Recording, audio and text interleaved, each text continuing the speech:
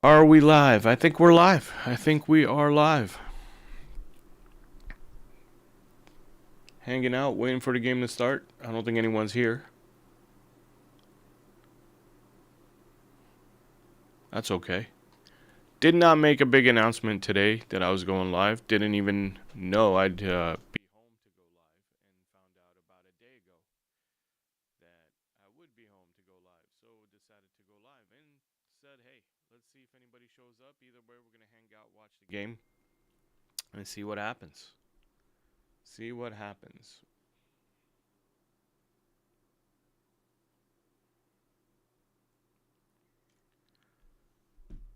What's up, everyone who's joining us a little late? I am excited about Cheetah Obi playing. Hey, there are people here. On my thing, it says there's 0 viewers, so I thought I was just talking to myself. Nice to have you guys, man. Let's move the chat over here so I can see it. What's up, man? What is up? Guys, it's 5:45 a.m. in California, Los Angeles, so I am bright and early, fresh, awake. Hi, Yogi. Uganda, bro. You're live from Uganda? What's up, man? Uganda, right? That's how you say it. Uganda, not Uganda. A, Uganda, B, Uganda. Let me know, is A correct or B correct? Marcus, hi, man. Nice to see you. Hello, you. Guys, I'm actually waiting for the broadcast to start. I think I have it on the right channel. I'm waiting to see if it starts. It just says Premier League coverage will begin shortly. I hate when they do that. Like, I don't know why they don't put on there, like, some sort of pre-show. Don't just start it right away. It's silly. Thank you for YouTube. India's in the house, man. And B was correct, so it's Uganda. Everybody says Uganda. It's Uganda. That's awesome, man. Toronto 848, dude. 848 I could settle for. 548 is hard, man. My throat's not like even awake. I'm dry right now. Love the lineups too, Marcus. Good point. I am so excited to see what Cheetah Obi can do starting. I am super excited to see if this kid really has the hold up play that I think I see in him. That's the one thing that's keeping me awake. That's got me excited to watch this game.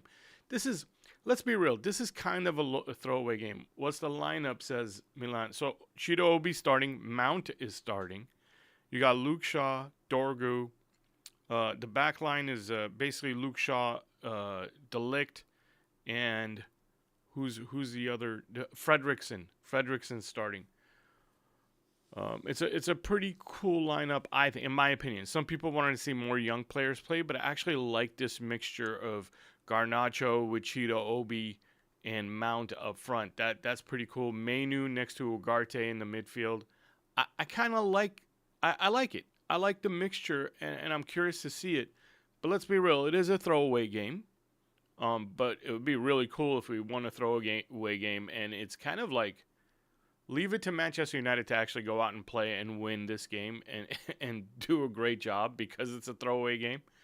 Um, yeah, yeah, I'm actually excited to see this.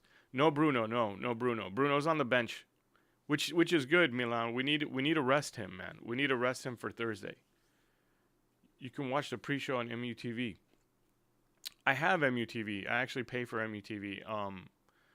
Yeah, I don't know why I don't do. Well, I can't really put the volume on because I'm live, but I never watch MUTV pre-show. Actually, that's a good point.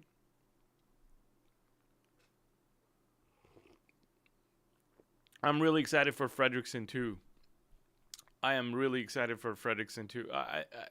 I'm excited for this squad. To be honest with you, like this whole squad has got me excited. Okay, I do have it on the right channel. It just kicked on. We are in business. I gotta remember to turn the timer on time, because you guys know anybody who's watched my watch along before knows that like if I miss that timer, it's gonna be off the whole game.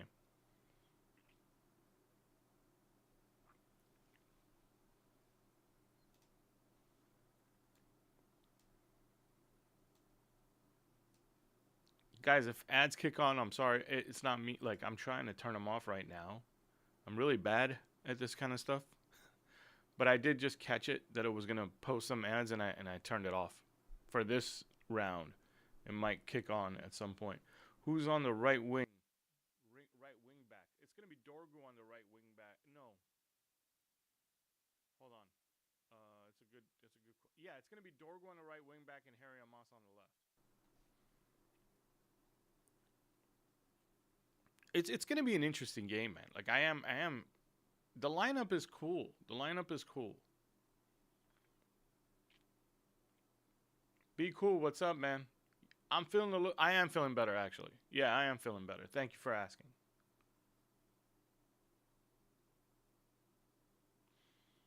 Garnacho won't be sold this summer. Amarim will end up playing him until he's hurt, and we don't sell injured players. Oh, don't say that, man. If he gets hurt, I'm gonna remember Ravel. If he gets hurt, Ravel, I'm gonna remember you said that, dude.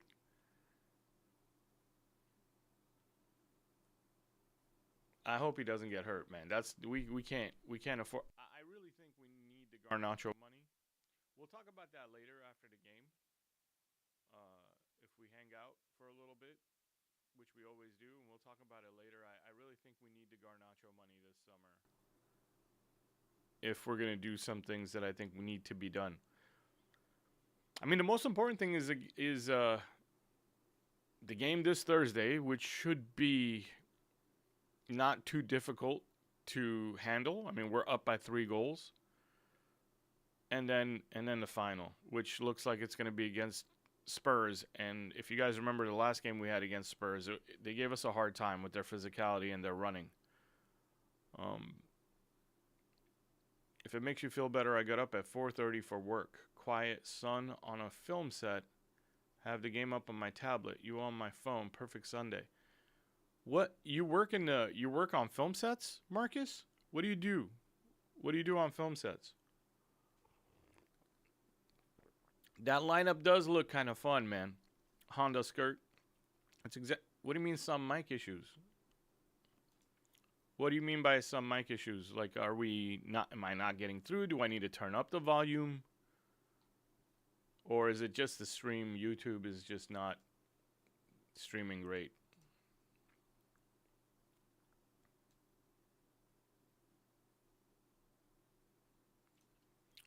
You guys, if you guys are having hearing, like if you can't hear me or something's going on, let me know. I'll put the mic a little closer. Maybe that'll help.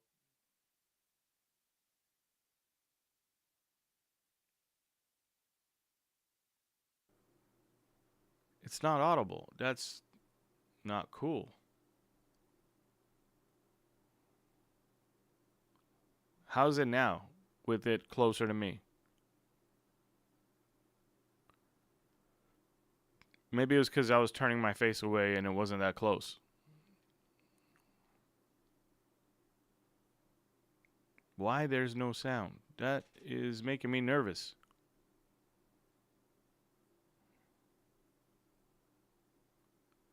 Hello.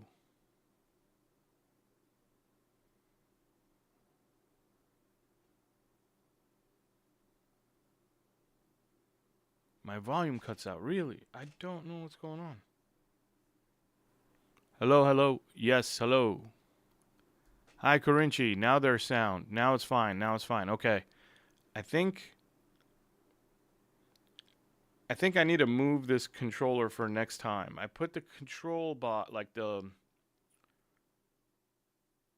Yeah, I think I put the control box too close to my chair. So I think sometimes I move my chair arm into it. Here, maybe if yeah. I took the chair arm up, so right here. So hopefully it won't run into it and push buttons. I think I might have accidentally pushed some buttons with the chair arm. How about now? We should be fine, right? I think I turned it. I'm trying to play with the volume now because I think I turned it up. Trying to figure this out. But I think it should be fine the rest of the way. And let you guys let me know. Obviously, thank you for letting me know. Be cool, Marcus. Bath time. Bath time. What's up, dude?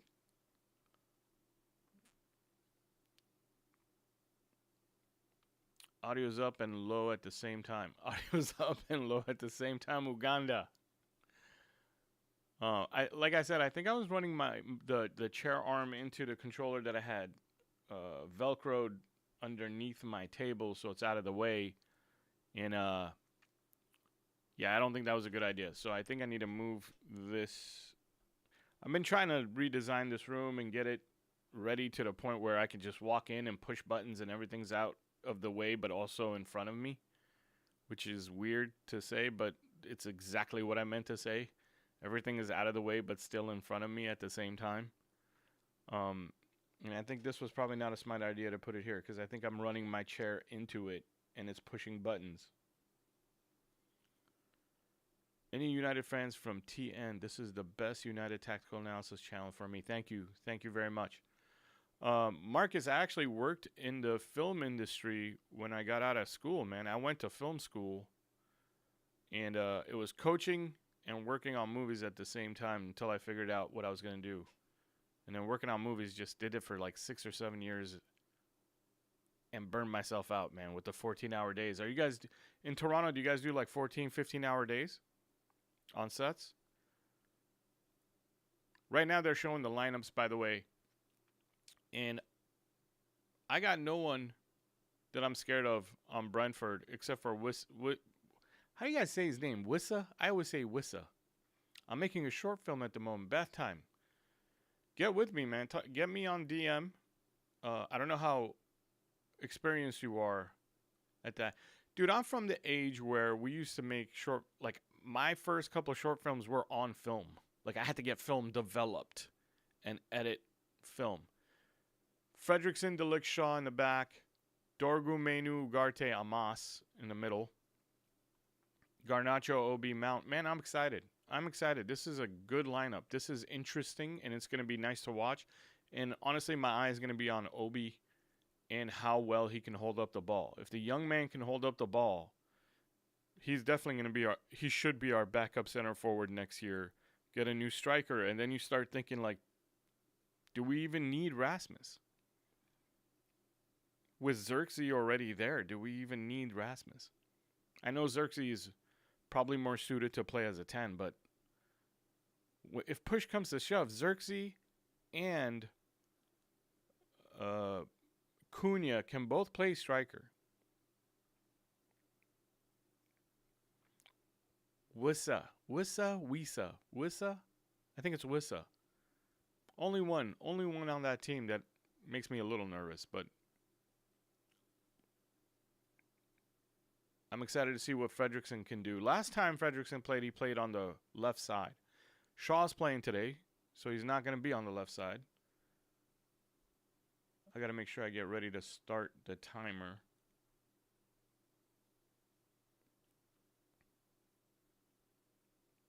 There's my manager.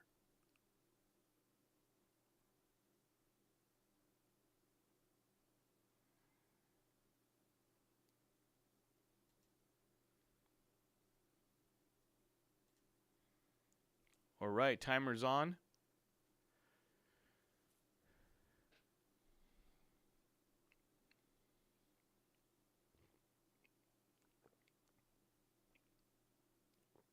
Bat time, 6 teenagers is wild. Oh, I think we're talking about 1, 2, 3.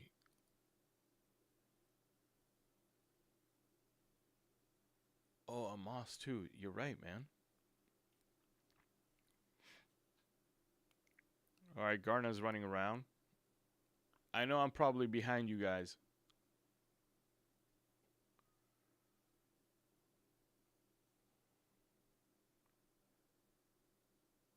I know I'm probably behind you guys, so bear with me.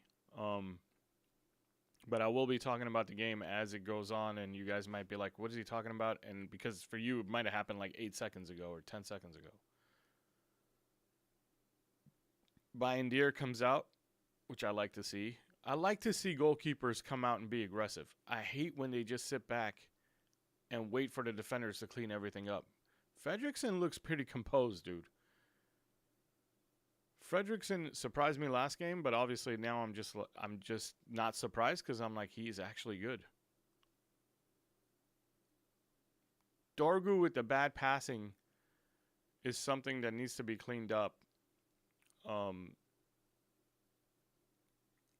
the last game we played, Dorgu didn't do so well, and it's a little disappointing. He's one of our newest signings. You want to start seeing, like, look, I don't mind him being nervous, and I don't mind him having bad games. I do mind him making bad passes. That has nothing to do with not acclimated to the league.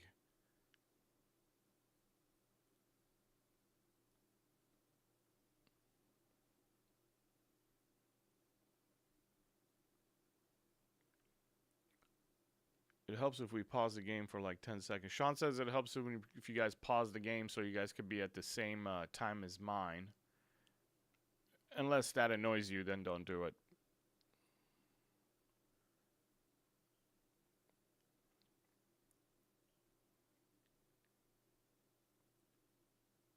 I'm watching for Dorgu and I'm watching for Ugarte, by the way, because the last game, those two, oh my God.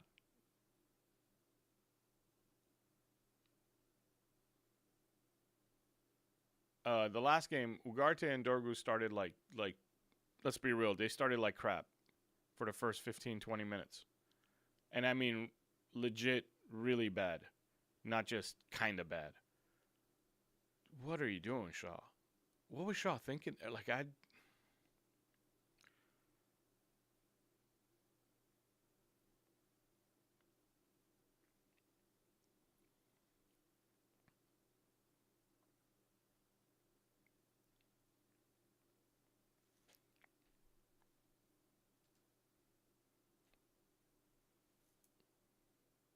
oof. Oh.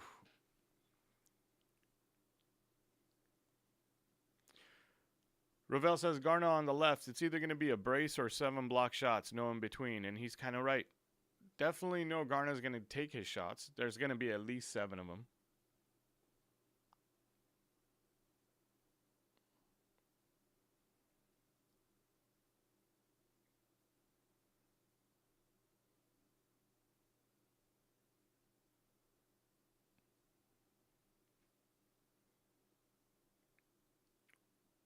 I like this. I like the goalkeeper giving it to Fredrickson. I like them trying to do something. It's early in the game. There's no reason to boot it yet, but I also understand why Shaw cleared it.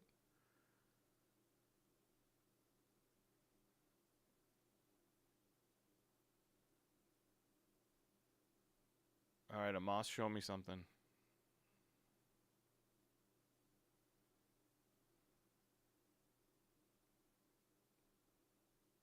Okay, Brentford came to play. Brentford definitely came to play. This isn't a throwaway game for them, I guess. Mbuemo's probably trying to get a contract somewhere else. Bandier comes out and takes care of that cross. That was kind of an easy one, though. It was kind of popped up. But it is nice to see our goalkeeper coming out and just taking care of business.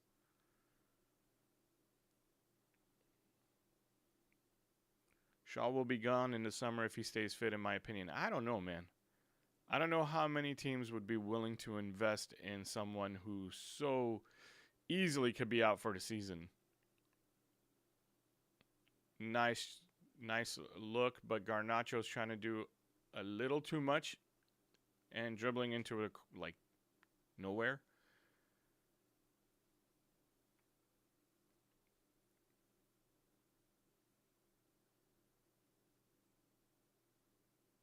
If you guys are watching Mount's movement, I'll point it out next time. I thought it, but I didn't point it out or say anything. Mount's movement was really good. There it is again. Look at Mount's movement to come in there. Mount's the one guy who you know is learning during training about where he's supposed to go in his positioning. Really pay attention to Mason. Look at Mount movement right now. Like, well, you guys are probably way ahead of me, so you didn't see it. But even when he's not getting the ball, Keep an eye on his movement, and you'll see exactly what I believe, where Amarim wants his inside tens to move to, and what positions he wants them to take without the ball. Look at Mount being there available for this pass. Now that wasn't a great pass.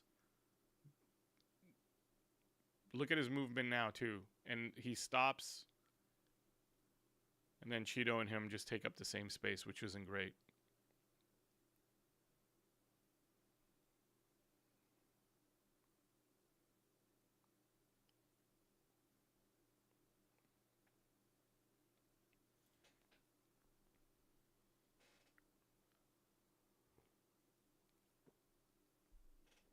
Oblak was mentioned. When was Oblak mentioned, man?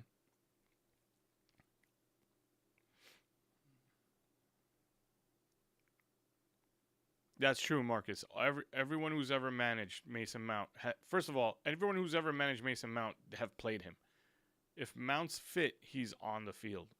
There's a reason for that, even when he's playing bad, and it's probably because he's disciplined, he works hard, and his movement's good. His movement's good even when like he's having a bad game. His touch might be off, his passing might be off, but he's in the right spots, and he's always running. I mean, he's always working.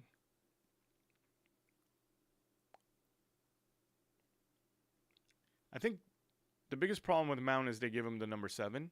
I think that was a bad idea. Whoever thought of giving him the number 7, it's like you don't do that because he's not a superstar. Like he's not that guy. And you just gave him the Manchester United number 7, which puts way too much expectations from everybody. I don't like it either. Like me being someone who understands what his value is, I don't like the fact that he's number 7. Even I get like angry about it. It was just a bad idea all around. They should have just gave him another number, not 7, not 10. He's a great role player. He's not going to be our superstar.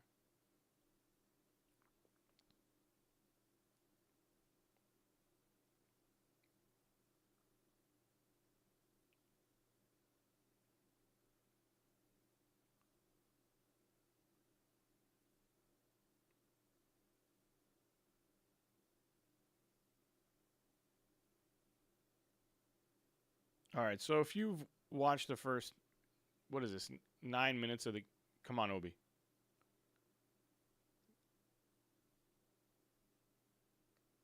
I'm not sure how that, all right. I'm biased, obviously, but I'm not sure how that's a foul. The guy's trying to use his body to block him off, and Obi's trying to work around it. I didn't see enough for a foul. Was it a foul or a throw-in? I thought the ref raised his hand for a foul.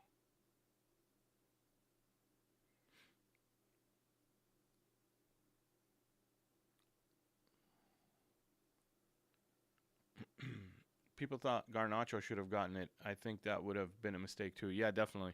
Garnacho's not a number 7 for us, not yet at least. And well, he'll probably be sold, so he's probably never going to be a number 7 for us. But one day, he might develop into a number 7 for somebody, as in like their superstar or whatever.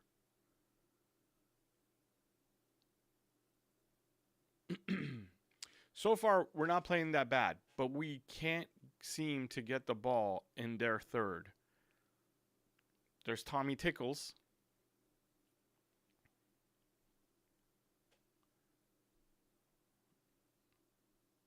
I don't like Tuchel, by the way. And so when there was talk that he would come manage us, I was not happy about it at all. I don't know. I don't like his demeanor. I don't like his. He seems to always clash with his players after a season or two. Reminds me a lot of Jose Mourinho, but I actually like Jose Mourinho.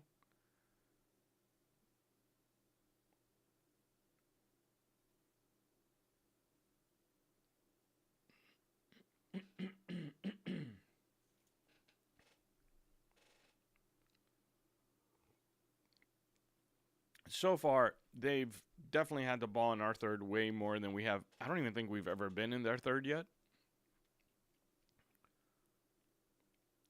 Come get it. There you go. I like Bayendir coming out for these crosses, man.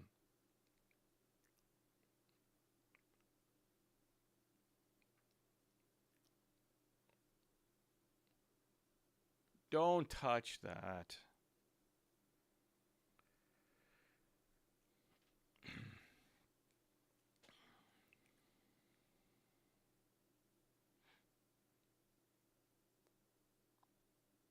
A lot of people, Marcus, wanted him to come. A lot of people wanted Tommy Tickles to come take over.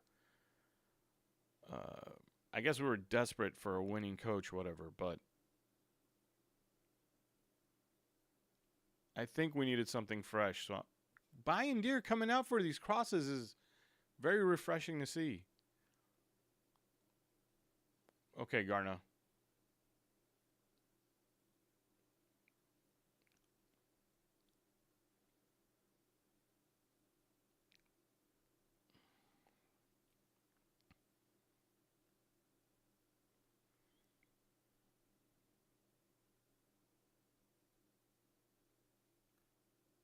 No, if we fired Ten Hag after the FA Cup, we would not have Amarim right now. I don't think so. I think Amarim became a bigger target. He was definitely on the list, but I think he became a bigger target when he went. I don't even. Undefeated is not the right word because he won every game. There weren't any draws. When he went, when he won every game at the beginning of this season with Sporting, whether it was in Champions League or in the Portuguese League, he started becoming our number one manager or whatever. See that guy right behind Onana with the glasses? Not the shades, the guy with the glasses. That's the guy who's supposed to be our new PR guy. New as in like a year old now. Not brand new.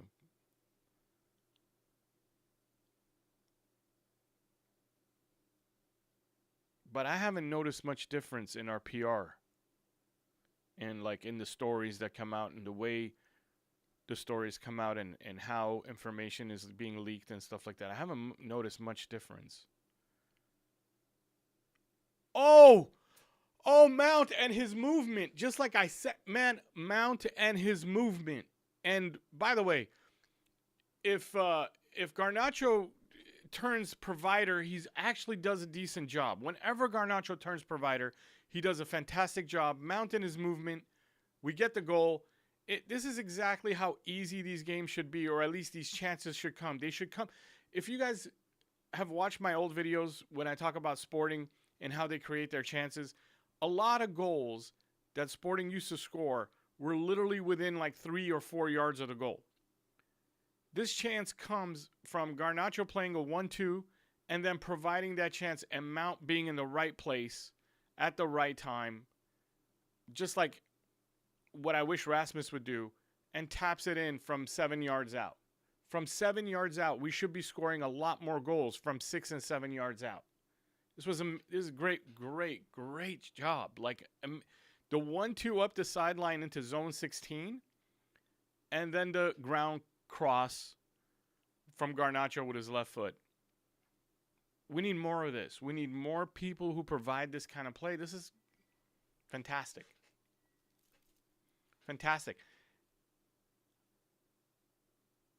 As I was saying earlier, like now if we just catch our stride a little bit, I really think this could be a really big game, a fun game to watch, because I told you guys earlier, I go, it's kind of a throwaway game, so I wouldn't be surprised if we win by a lot, because we somehow always perform in throwaway games.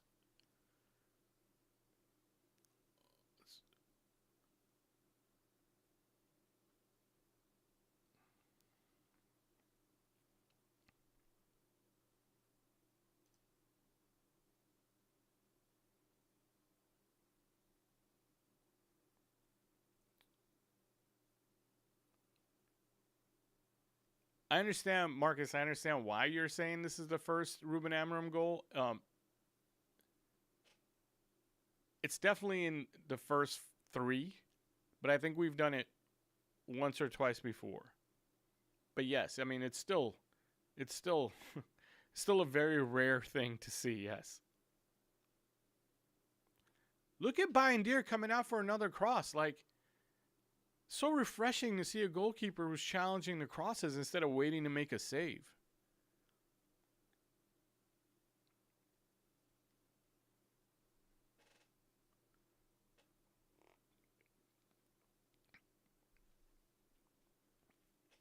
I wouldn't be surprised if Onana was playing if he just watched that one go, because he's like, well, that doesn't look like it's coming to me. I'll just wait. I shouldn't be so negative, but I was really hoping to have a different goalkeeper for next season.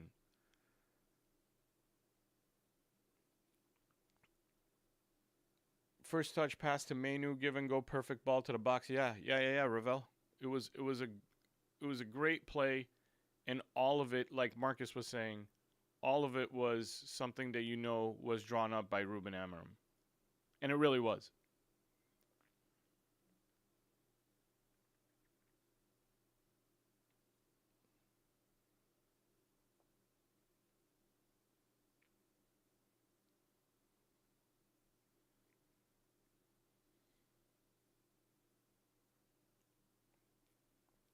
Bayendier could be better than Onana. Nana? Onana. Nana?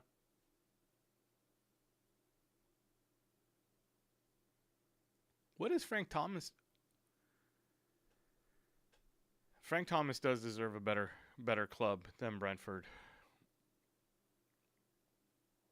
Not us. I'm glad he didn't come. I mean, I know there was stories over the summer about us being interested in Frank Thomas. I'm glad it wasn't us. I don't want him, but I think he deserves a better club.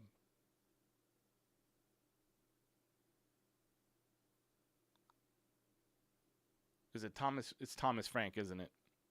It's Thomas Frank, and I called him Frank Thomas. That's going to happen, guys. A lot.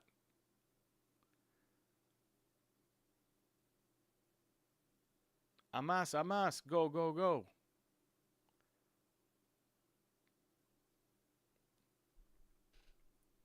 I wish I could read lips because I would really love to know everything he's saying, but I know there he said something about Amas either running back or going forward. Can we play out of this mess? No, we can't. My best friend is a Fenerbahce fan, so I've watched him. I was actually happy to get him.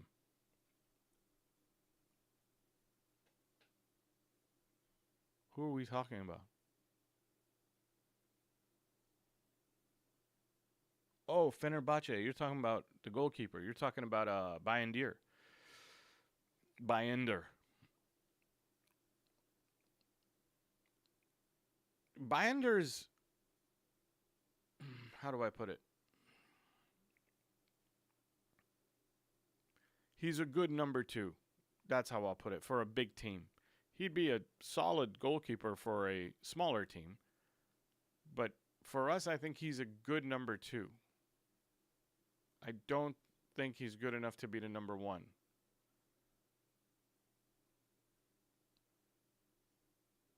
Mount being there, ready to receive, turn, and then I'm not sure why he did that, though. The long ball was unnecessary.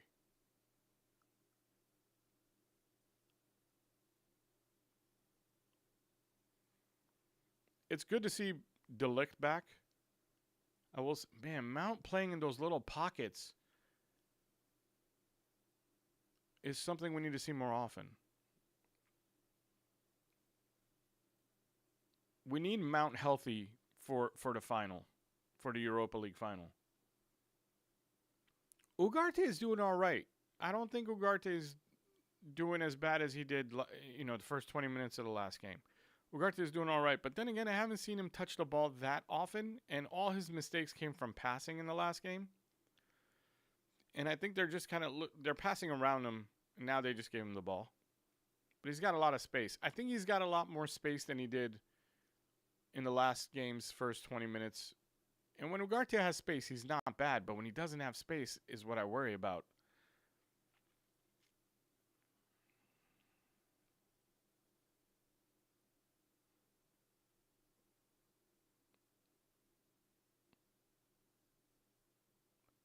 Altai likes to play it out from the back a little more than Onana does. Onana boots it a little more often. And I appreciate it. I like my team to try and play out from the back, at least for three or four passes. And if it doesn't work out, then go ahead and try to, hit it long into either your striker or one of the zones out wide. But I do appreciate Altai trying to play first before he kicks it up for the striker or out in the corner zones.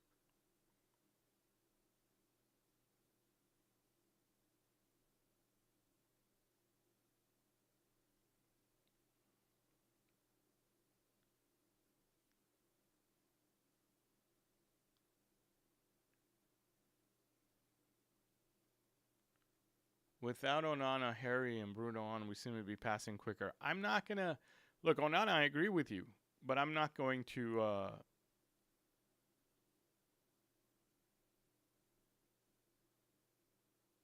how do I put this?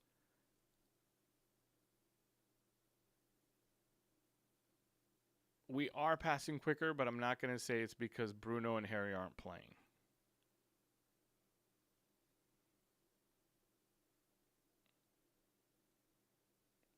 I think they're finding Mount more. Dorgu's decision there and pass there are the kind of things where I really hope Dorgu's better than I'm seeing. That was good. That was really good. How he found Garnacho there was really good. That was a tough spot and pass to make. Then Garnacho gave it away. Nice step up by Shaw. Shaw's actually running forward. Amos needs to stay back now and cover. Found Mount and Ugarte. Not bad. And then the game slowed down a little bit, which is okay also when you're up 1-0 away from home. Ugarte is doing all right. Nana asked earlier how Ugarte is doing. Ugarte is doing okay. He's not having a great game, but he's doing all right. And that's all we need from him right now.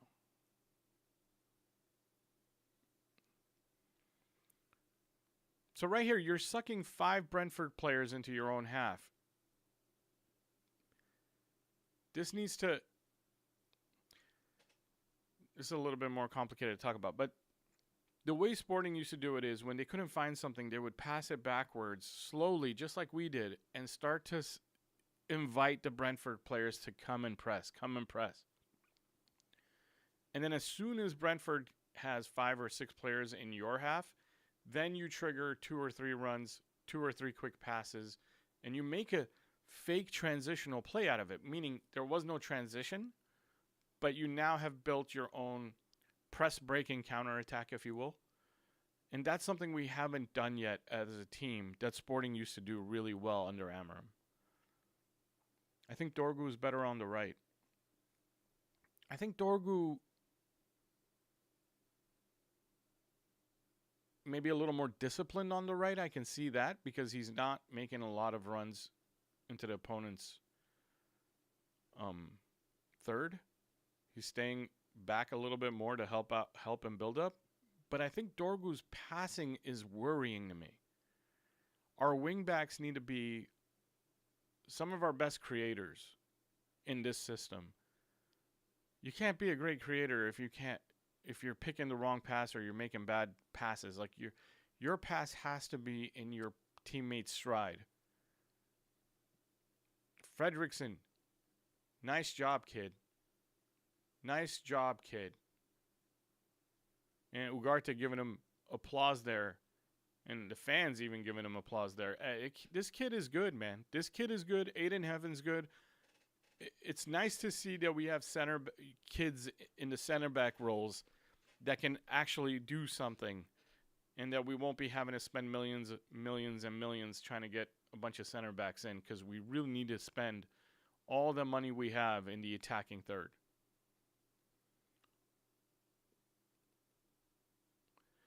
Guys, if you notice there, and this is so cool to see in the Ruben Amorim system, if you notice there when Wissa had the ball, almost all our players were defending in the box.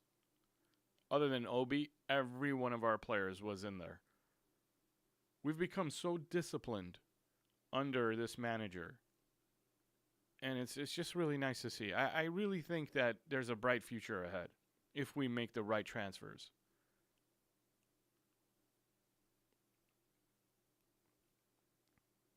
Oh, you missed a great goal, dude. You missed a great goal, Eddie. And welcome to the party, though. Oh, what? What? That's just unlucky. Hold on, I need to watch that again. That seemed just like unlucky to me, like something that just fell in his path and he stuck his foot or head on it.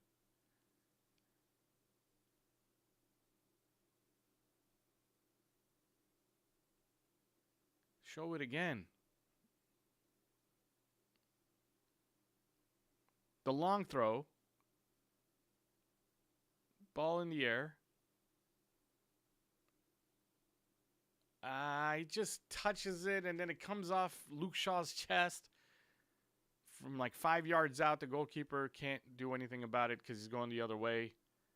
Yeah, that's just unlucky. The only thing you can say there is that Amos.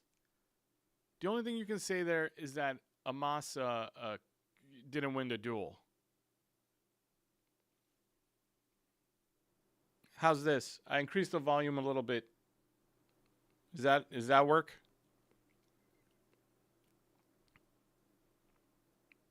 If it's too loud, guys, let me know.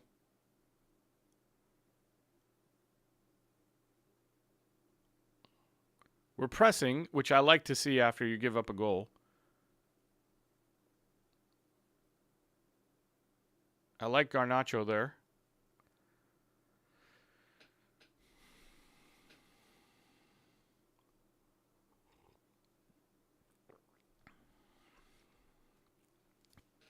Thank you for letting me know about the volume, guys.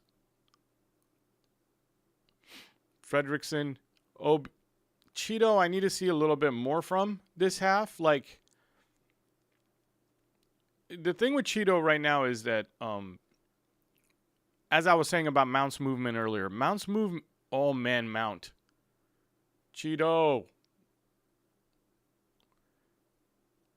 Mount's movement is making him available very often. Cheeto's movement is of a young man who still has a lot to learn.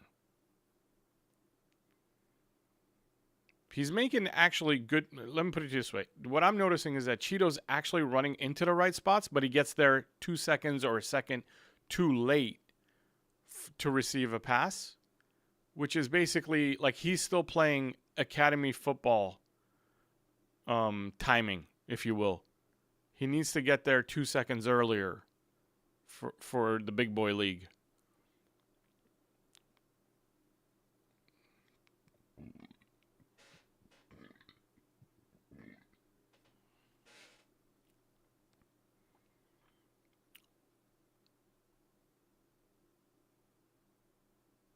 This isn't good. We got plenty of players in the box, so we should be able to handle this, but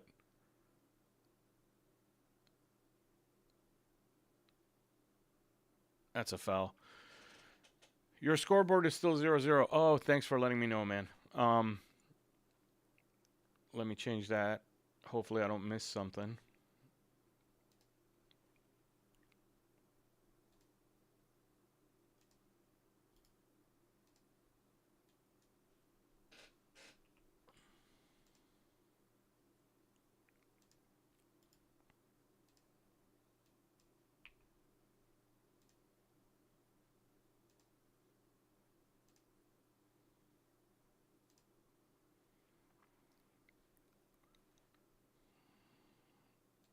Thanks, Jomo.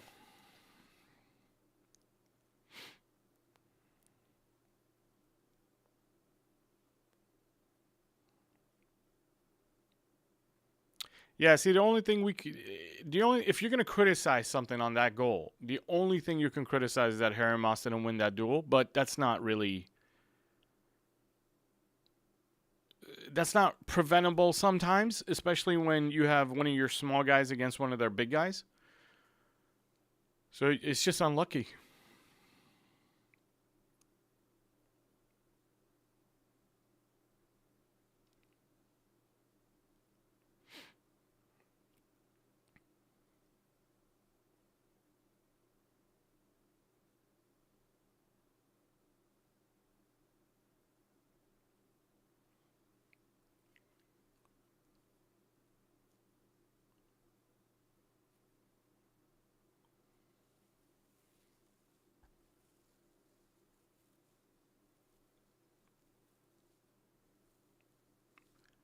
I don't like watching Cheeto fall like that. And I know I'm being harsh on the kid, but that's kind of something I'm sick of seeing Rasmus Højlund do. So I don't want to see that from Cheeto unless it's clearly a foul. He could have stayed on his feet there. I just feel like he decided he can't get to the ball, so he's gonna fall. And I want that habit to come out of the system early in his career.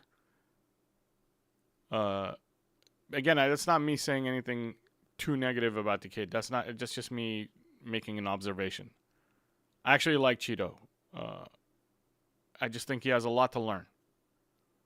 But the kid is built correctly, and from what I can tell, when he has a chance to make a play, he looks like the kind of kid who would be able to make the play.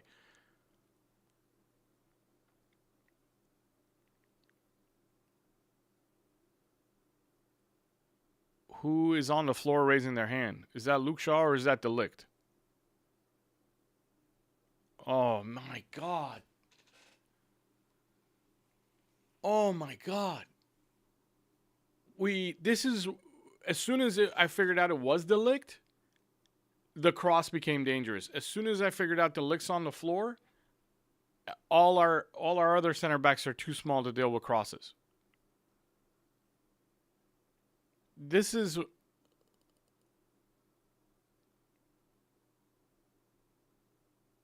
we need, it was, what is it, 10 minutes ago I was saying I'm so glad that the young kids are doing a great job at center back when it comes to Fredrickson and Heaven.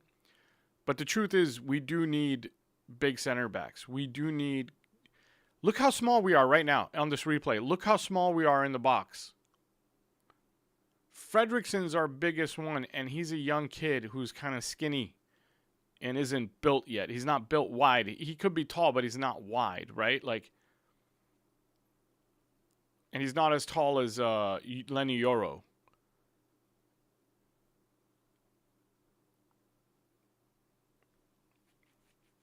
Jonathan Tah is someone we've been hearing about on a free. We do need his kind of body, but I was hoping it wouldn't be Tah. But then again, we probably can't. Like I said, we can't spend money on center back right now.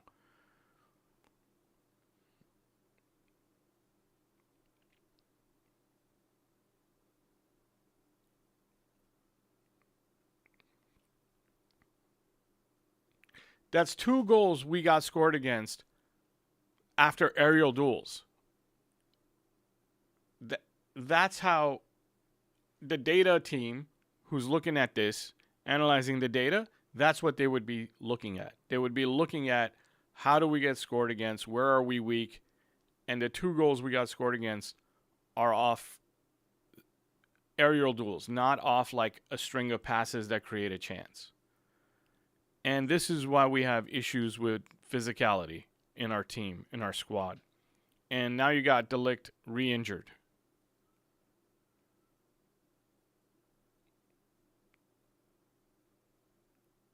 The worst thing that can happen right now is that if Maguire gets injured, by the way. If Harry gets injured too, it's Europa League starting to look really dim.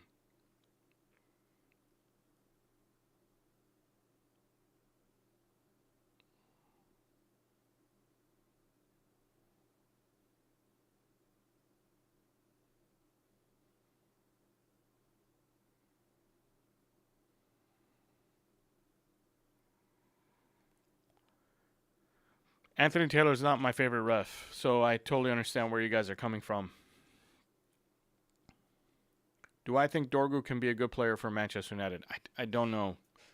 I don't know. I wanted Nuno Mendes when we were looking at Nuno Mensch. I wanted him from PSG. Dorgu is better than what we had, is the best I can say. Dorgu is better than putting Delo on the left and Mazraoui on the right.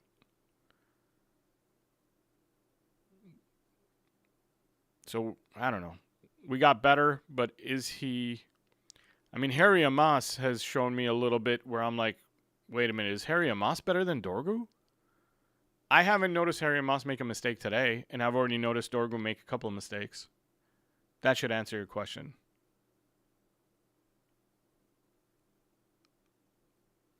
Yep. Sorry. Score. I'm not good with the score.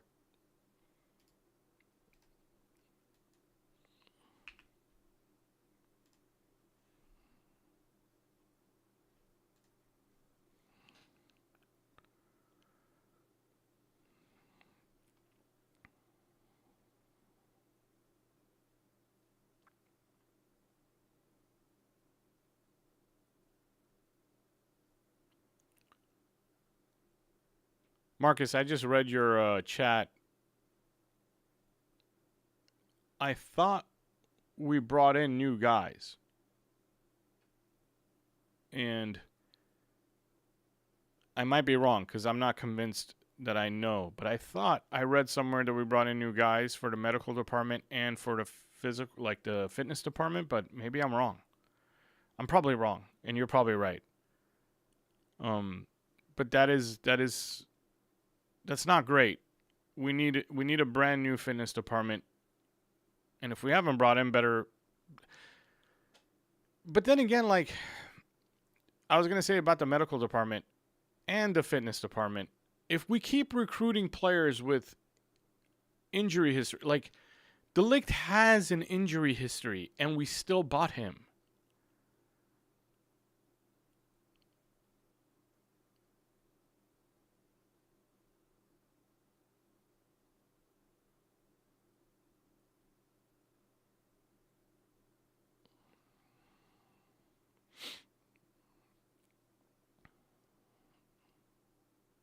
Yeah, Aravind basically said the same thing I said. De Ligt was already injury prone. Why was he recruited? I think if Ruben Amorim was brought at the start of the season, we wouldn't have signed De Ligt or Mazraoui. Yeah, I don't think we would have signed De Ligt or Mazraoui either. I don't think they're... In Maz's case, I don't think he's physical enough for what Ruben wants. And Ruben doesn't want him as a wing back. Like, he keeps using him as a center back. Mazraoui's not the kind of center back Ruben would sign. The team isn't built right. Like, we've got a way to go. We got new analytics department and a new doctor. Yeah, I think you're right. That's what I've read, but not fitness. I'm sure you're right.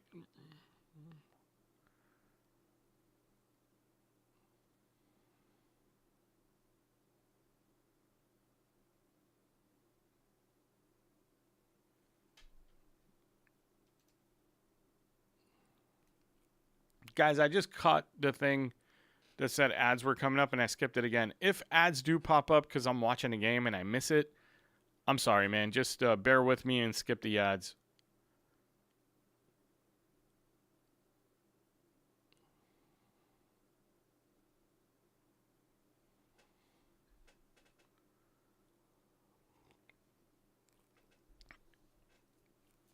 We definitely need to recruit better. And we're going to talk about that probably at halftime and after the game a little bit about recruitment. And my next video is going to cover a lot of that too. Because the only things I have that I want to even talk about are not even tactical. Like, and usually I love talking tactics. But right now, all I'm thinking about is the Europa League and the summer transfer window.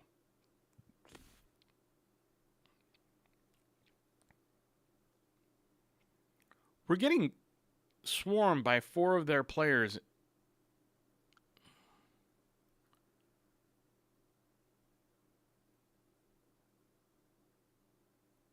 Oh, Fredrickson. Don't let the cross come in.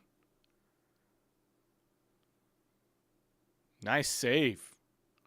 Nice save.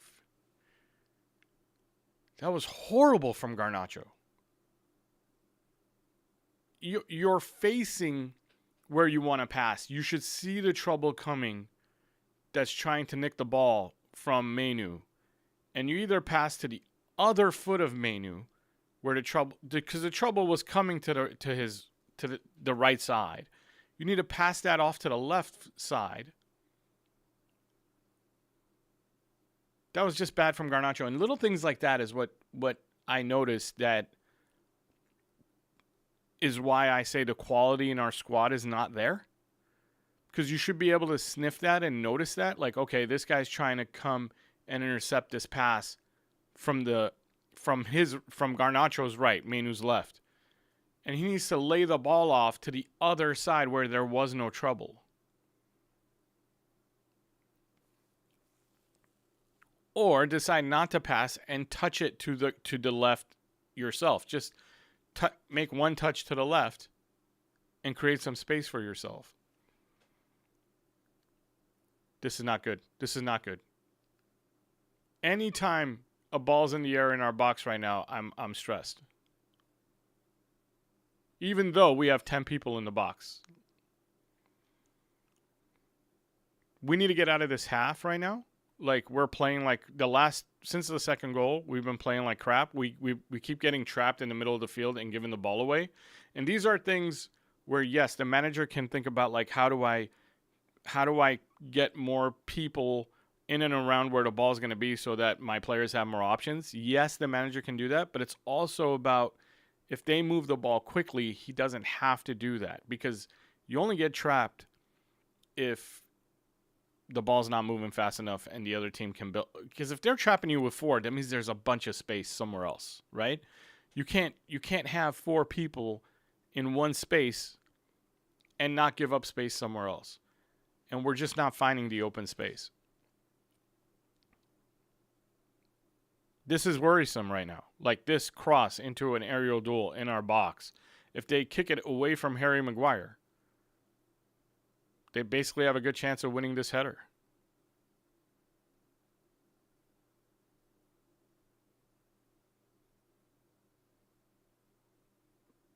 Oh my God, Bayern Deer. I think it just ran into his chest. I think the ball just hit him in the chest. Yeah, I think we just got lucky there. It could have been 3-1. And you can see the ball coming in the air in the box very often for Brentford, because that you're found out. You're found out. Okay, these guys, other than Harry Maguire, can't win an aerial duel. Keep sending it in the air in the box. And if 1 or 2 of them fall for you, that's another 1 or 2 goals.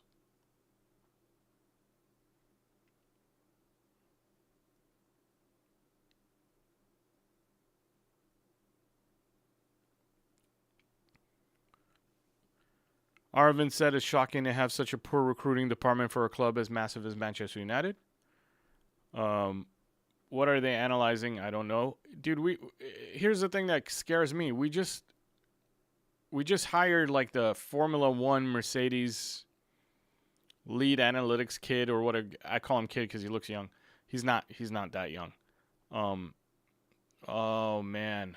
We need to settle the ball. Amas.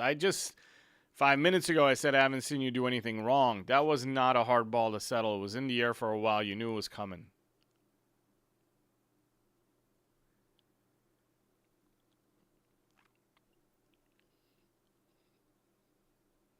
Yeah, we hired a Formula 1 lead analytics guy who's supposed to be like really good with analytics, but it still scares me to bring in someone who's never worked in football and bring him in right before a summer transfer window, guys. Like that's not comforting. That's not comforting at all. If that guy was going to come in, he should have come in earlier so that he can, because there's going to be a learning curve. You don't just come in from Formula 1 into another sport and make sense out of the data right away. The data is different.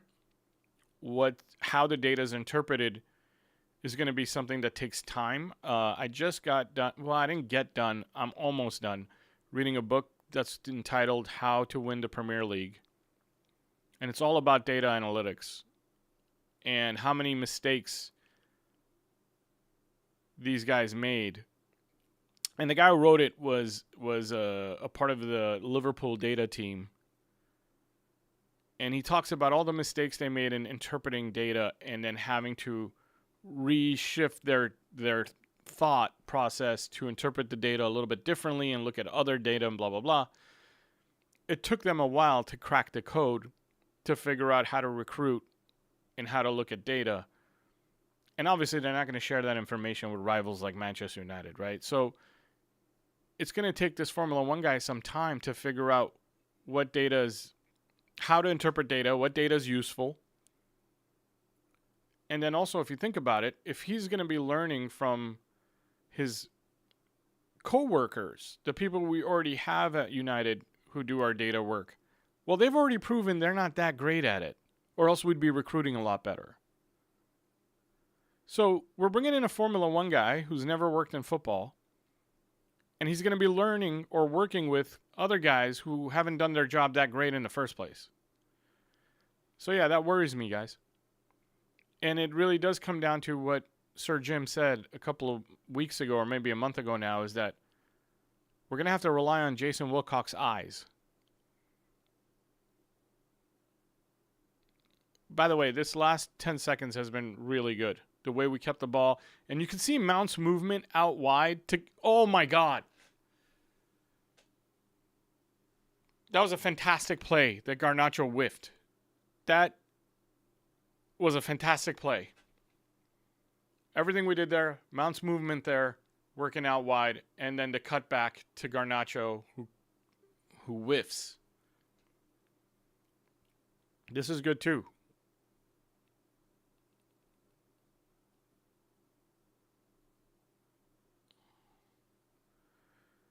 We should have kept Ralph Rangnick. Yeah, we should have.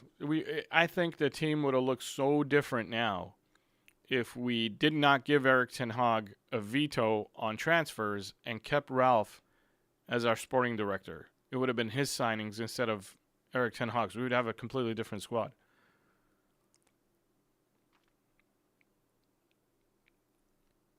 At least we ended the half on a good run. I know it was only like 15, 20 seconds, but at least we ended the half on a good run. And guys, I got to say, so far for me, for our team, man of the match goes to Mason Mount. Mason Mount's movement for me and how he's always available if the ball is anywhere on his side of the field is something we need to see from the other number 10 too. Okay, let's read some of your comments. Let's see where we're going. I got to stop the clock.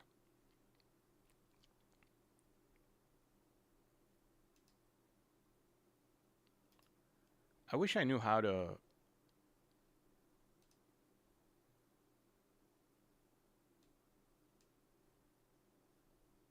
Hold on, I think I figured something out. I think I can stop it at 45 and start it at 45. Give me a second here. But go ahead and get your comments in. I'm going to be reading that soon.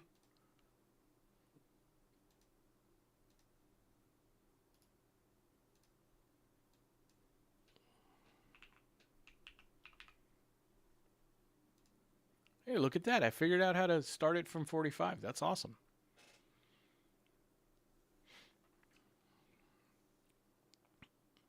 That Garna miss takes me back to the week where Garna put the ball in for Bruno, Mount, and Rasmus, and they all miss hit. Yeah.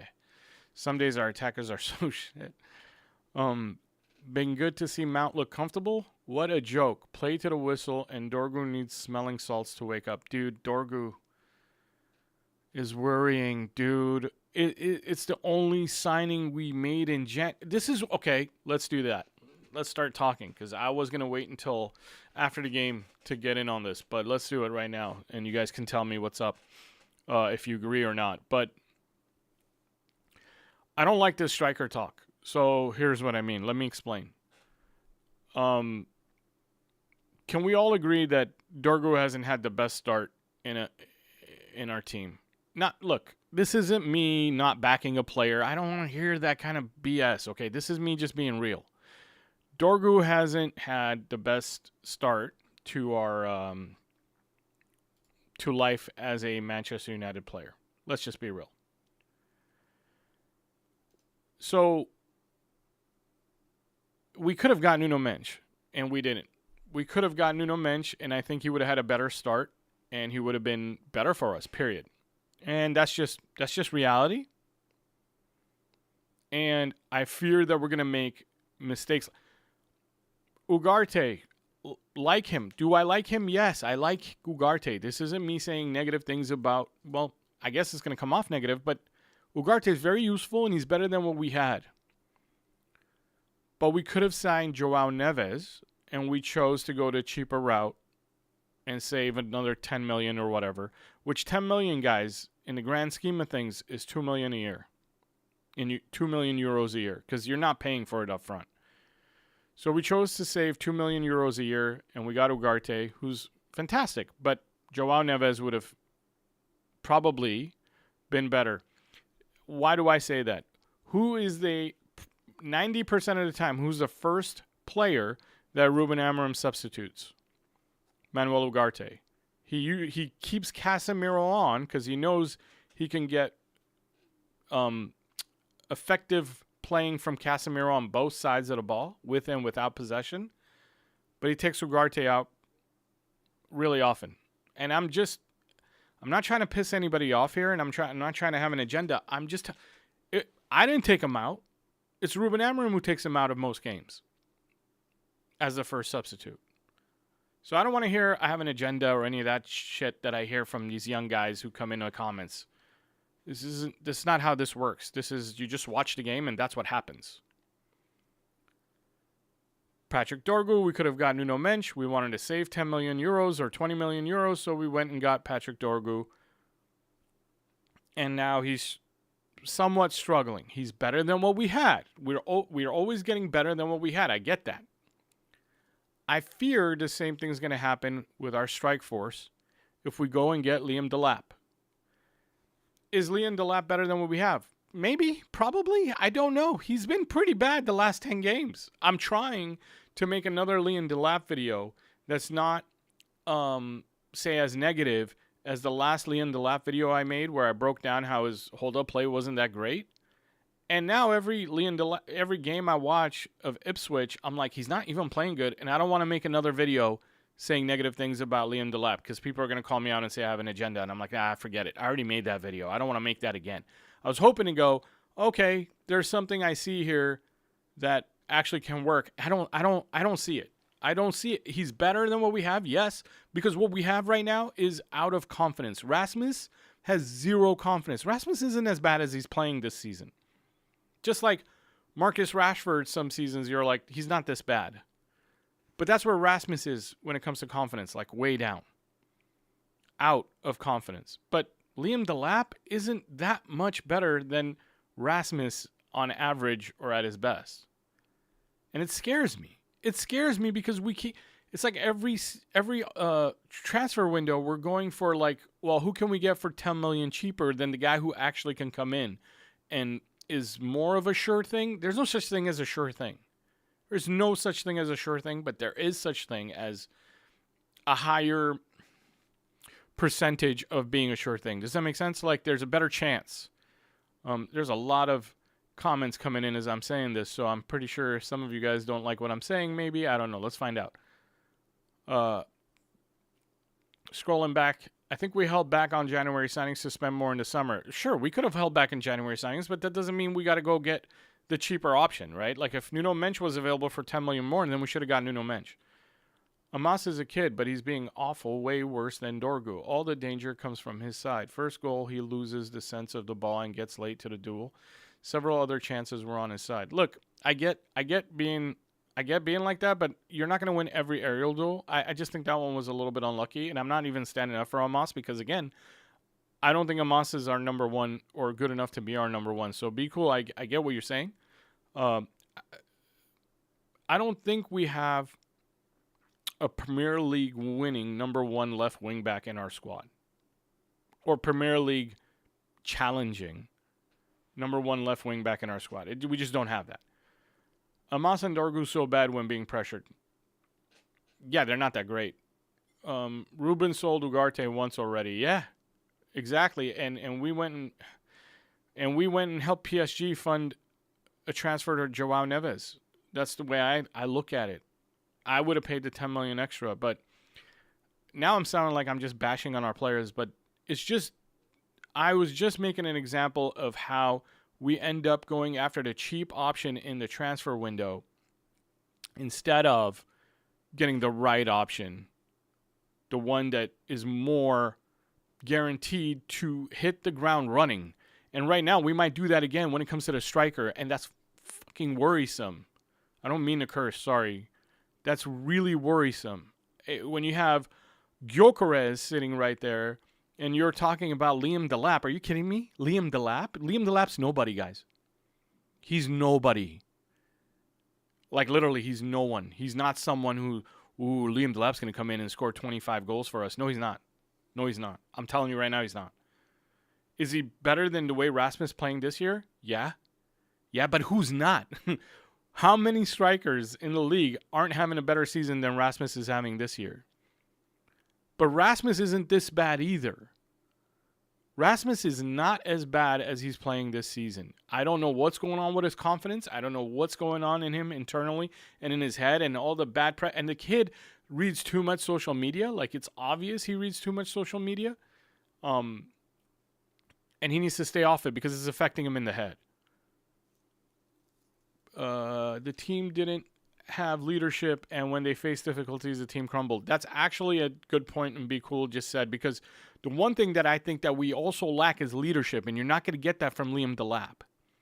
You might get a little bit of that from Cunha. You're going to get a little bit of that from Cunha, but he's not like the leader type. We need to be recruiting leaders. You get that from a Osimhen. You get that from a Gyökeres, especially a Gyökeres. That's somebody who already knows the system, knows where you're supposed to be, and can help the coach on the pitch along with Bruno. So Bruno's not doing all the dang coaching himself. The more players you have like that are experienced, the young players will play better. The young players will shine more if they're getting the right guidance and they're surrounded by experience. And Liam Delap isn't that. So I don't, you know what? I'm at the verge right now where I don't even care if I sound like I'm bashing Liam Delap, because that's how worried I am of that transfer. Now, don't get me wrong. He's going to come in, if he comes in, and I'll back him, and he'll have some good games, but I'll never stop thinking in my head, just like with Ugarte. I back him, and he has had a lot of good games, but I never stop thinking in my head, or what could have been if we had Joao Neves. What could have been if we got Nuno Mensch instead of Dorgu. And all that, not because somebody else like came in and they wanted to go to that team.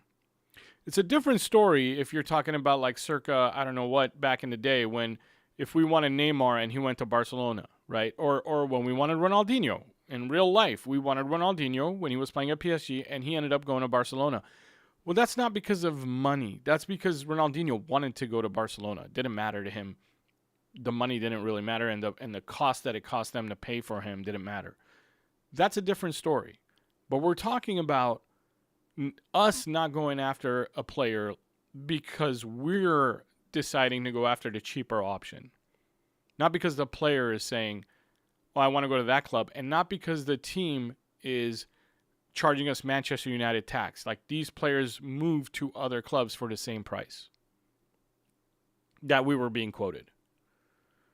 Man, I just missed a lot of chats. Art, dude, where you been, bro? My jaw's fine. Thanks for asking. Bad time. I don't agree with you. First goal to I'm going to skip that because people are talking to each other, which is fine. Anyone being so critical of these youngsters don't know ball. Like, if you were expecting a win today, you are brain dead. No, man. Early on, we said this is kind of a throwaway game. And I didn't expect a win today. Garnacho looks utter dross. He has misplaced most of his passes. Yeah. Yep. And I expect... Man, you know what? This is what's this is what's bad when I have to wake up at 5 a.m. to do these, because I have no filter, and I'm sitting there like reading that, and I'm going, yeah, and I expect we sell him this summer, because I really do. I expect we sell Garnacho this summer. Not because I don't think Garnacho has a good future ahead of him, by the way, and I say this all the time. The kid has room to grow, and he might be like amazing in the future. We don't know. The thing is, we don't have time. We don't have time, and we don't have money. We don't have time to wait to find out if he's going to come good. Man, you know what? I'm just going to stay without the hat. I don't care.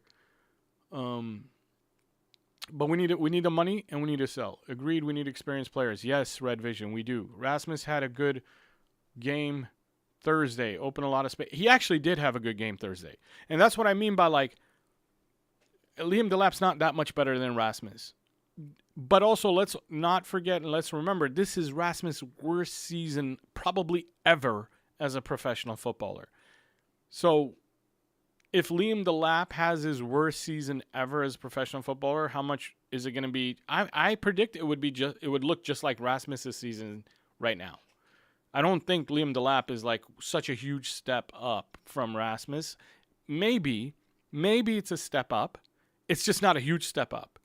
And, like, can we afford getting a number one striker for Manchester United who's going to be a little bit better than Rasmus Højlund? I don't know, man. I don't know. Maybe look, if we get him, I hope I'm wrong. I hope the kid comes in and he's the English R9. I really do. Lenny Yoro's going to play. Ahmad's going to play. This is going to be a fun second half because I look forward to watching Ahmad. As long as Mount stays on, well, I guess not because we need to rest Mount. So maybe Mount does come off because we need Mount. Or maybe we don't need Mount for Thursday because we're already up 3-0. And he leaves Mount on for more in-game fitness. Let's find out. Who's he bringing Ahmad in for? Is it Mount or is it Garnacho?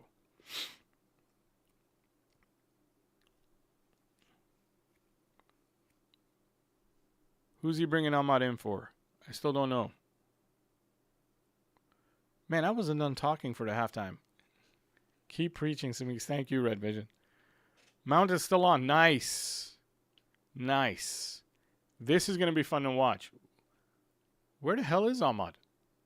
Where's Ahmad playing? I see Garnacho on there too. Oh, Ahmad's playing right wing back. Interesting. So Dorgu came off?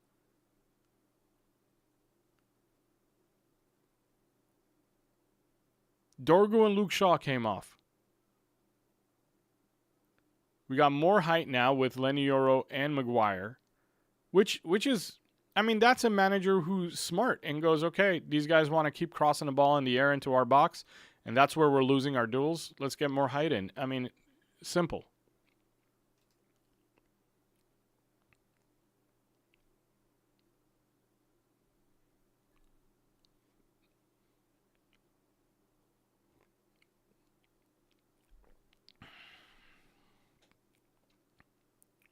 Ahmad will not be playing in the 10 for Amarim. That's been clear. I'm not sure, man. I'm not sure. I think he's multi-useful, Ahmad. I think he can play in both roles. And I think that, what's his name?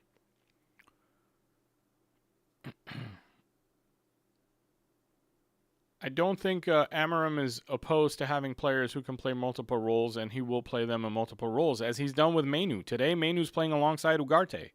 And how many times has Amarim said that Menu's better at the number 10? And today he's playing alongside Ugarte. Oh, man, I forgot the clock. All right, but now I know how to change it, so let's do this.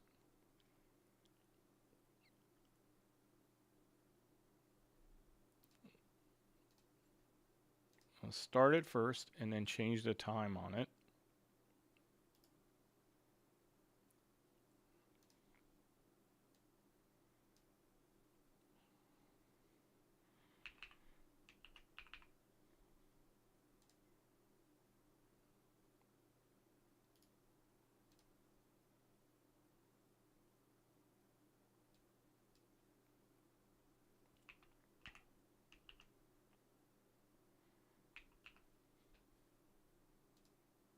Oh, I gotta stop it, change the time, then start it? This is whack.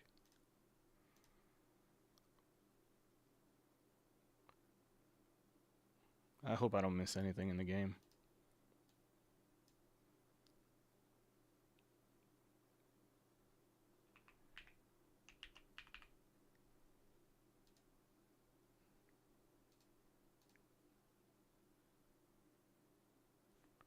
All right, I got it queued up to 48. As soon as my clock on my TV hits 48, I'll push the start button.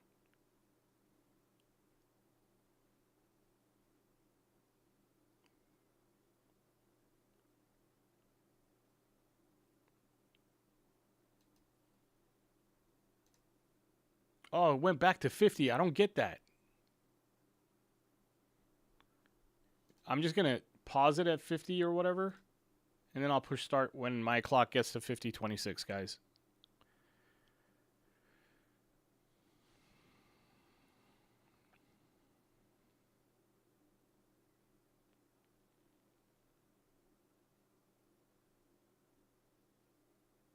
That was a nice triangle with Amos, Garnacho, and Menu. Here's Ahmad. Foul.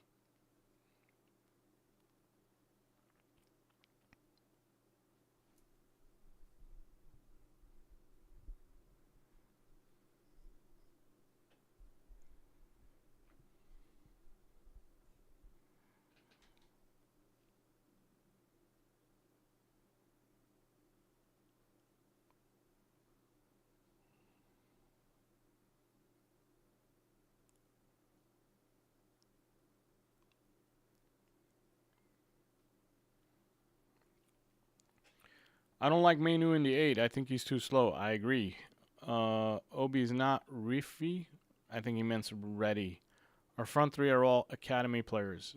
Yeah, actually, there's a lot of academy players out there right now. United played the entire match on one side of the pitch. So easy for Brentford to squeeze the shit out of them. Can you set the clock? Yeah. What do you think of Menu so far? He's having an okay game. Okay, Garnacho, zone 16. What are you going to do? Don't do... Oh, nice job.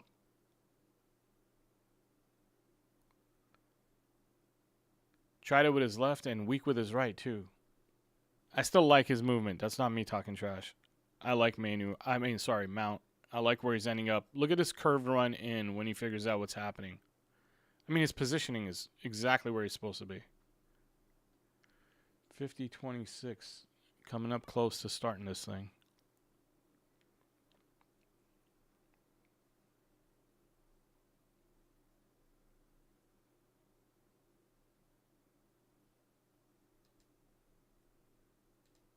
All right, clock's ready now. Or correct.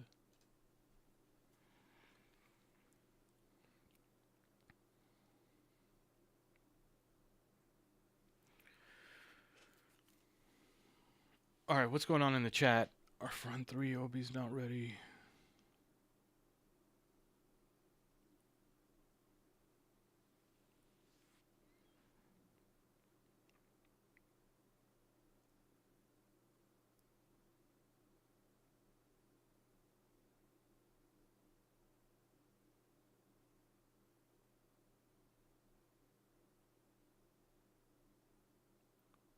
Yeah, Mount's positioning has been amazing, V. I don't know when you joined the stream, but we've been talking about it throughout the whole game. Mount's positioning has been fantastic from the first minute.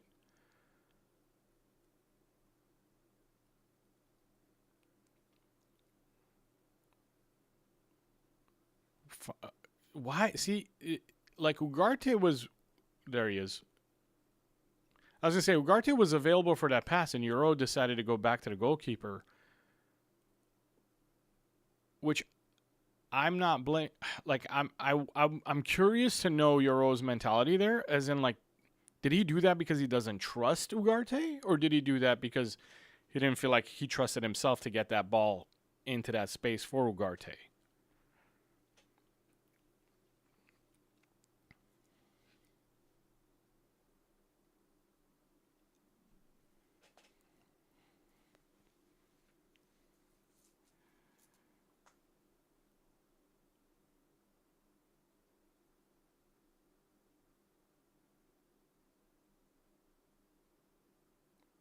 Nice job.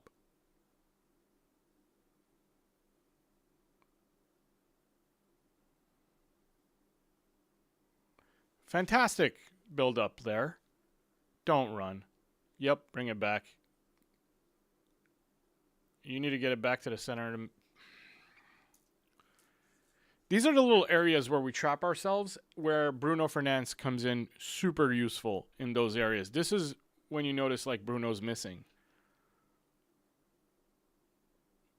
This is going to be interesting.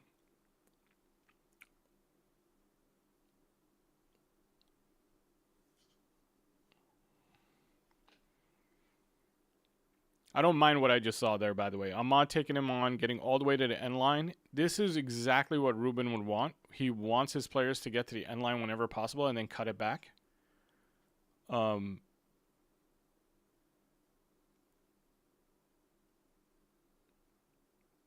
Ahmad just needs to get a little bit stronger, which is okay to say about a young kid.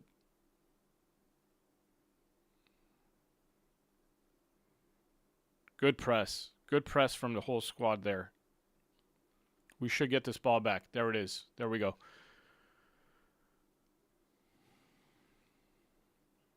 Not good.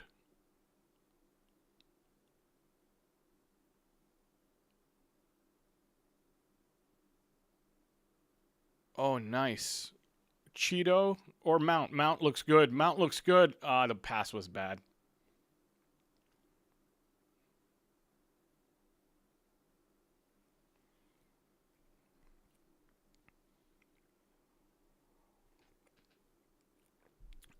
Art says I'm not seeing Mainu's skill set, and that's not a lie. Mainu's supposed to be that press-resistant midfielder. He's supposed to be the one who's driving the ball forward and breaking their press. It's not happening. He's not bad. I just think he needs to develop a little bit into that because he's a confusing player sometimes. Sometimes you get confused as to like, well, what is he going to develop into? And then when you see him last season when he was playing for England and you started seeing, oh, okay, he's a press-breaking dribbler. And then this season, you only see everything he's good at, he does it in glimpses, if that makes sense. And that's okay because he's young. But we need to be developing his strengths more. And obviously working on his weaknesses, which I think his weakness is smelling danger in the midfield. And then he would be a better number 8 for us because I don't know. It's hard for me to imagine Mainu's future as a number 10. Although sometimes I see him play great in the 10 role. He's just, again, he's so confusing.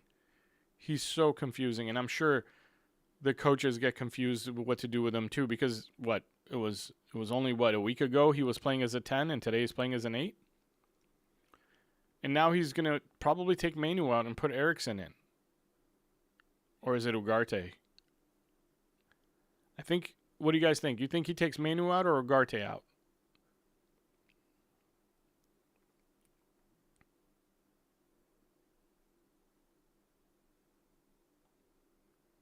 What style of partner in the system would you like to see Mainu play with?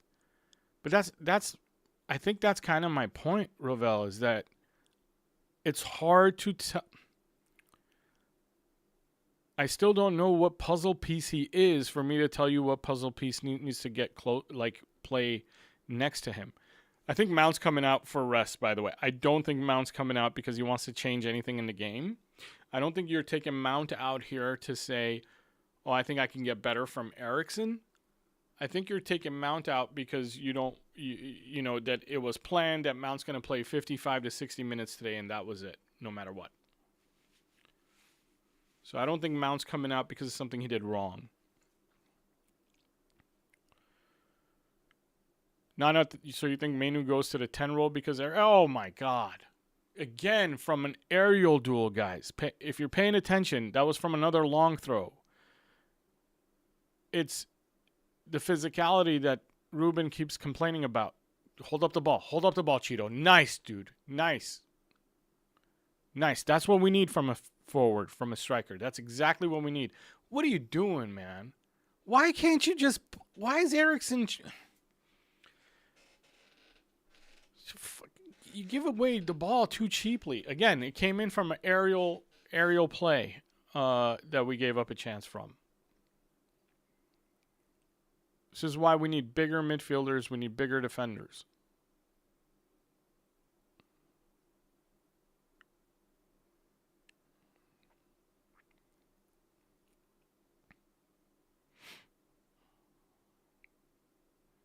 Circulating the ball is not a problem. You got space to look up and gives Garnacho the ball. Let's see what he does with it.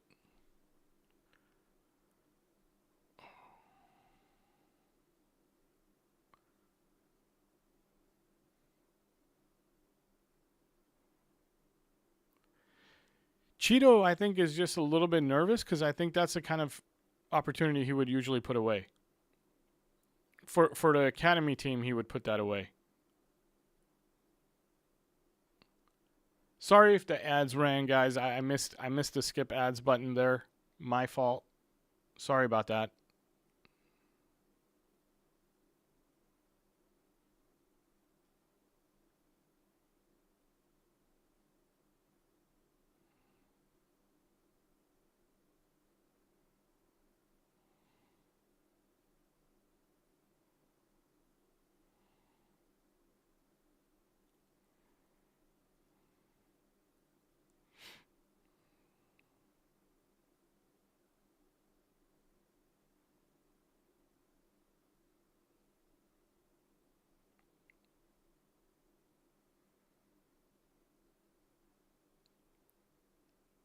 Garnacho getting another 90, or will Bruno come on later? LOL. Can't be convinced Amarim wants to sell him no matter what mistakes we see. I'm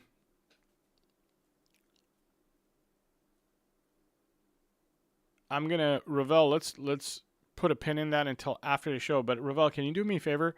After the game, can you remind me of that comment that you're not convinced Amarim wants to sell him after the game? Because that warrants a better discussion than me just saying something for 5 seconds. So can you please remind me of that comment after the game about selling if Amarim would be willing to sell Garnacho. Let's go. The 10 in the team is colorless unless it's Bruno. I'm glad you didn't get any ads. I just saw a little thing pop up and it says ads are running, and I try to stop that. We don't have like thousands of viewers. I'm not gonna make. It's not like I'm making money off ads.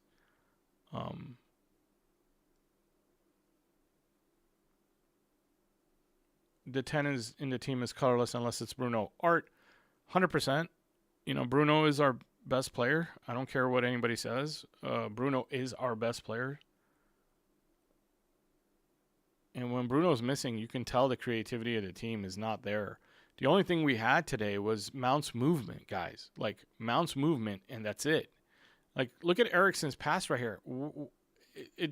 We got lucky for that ball to fall to Garnacho's feet. Wait, was that Eriksen's pass or was that Ugarte's pass? I don't know, but that pass was bad.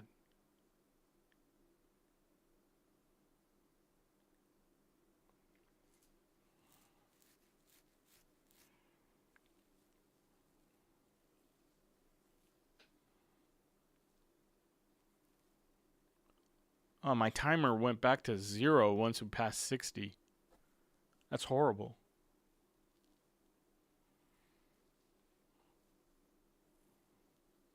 I guess the timer only goes to the 60-minute mark and then it starts back at 0. I need to get a different timer.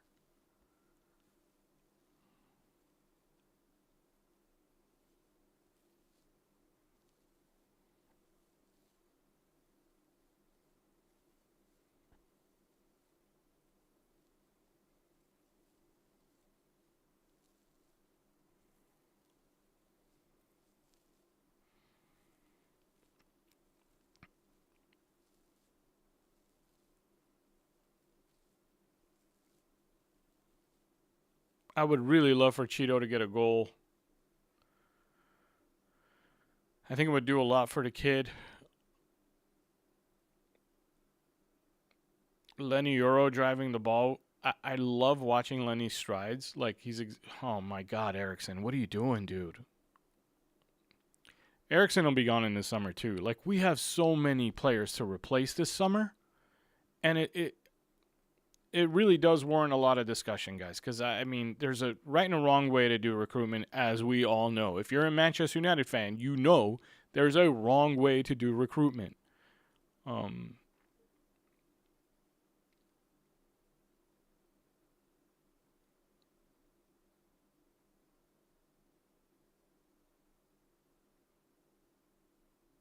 They're passing the ball through us way too easily here. Like, we're trying to trap them in that side, and we're not staying with our marks well enough.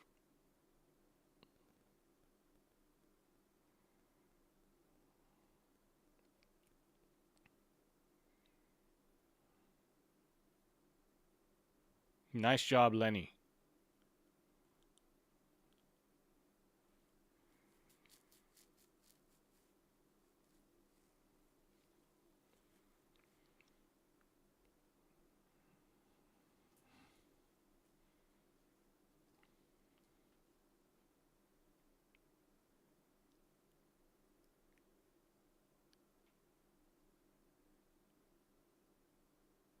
Nice.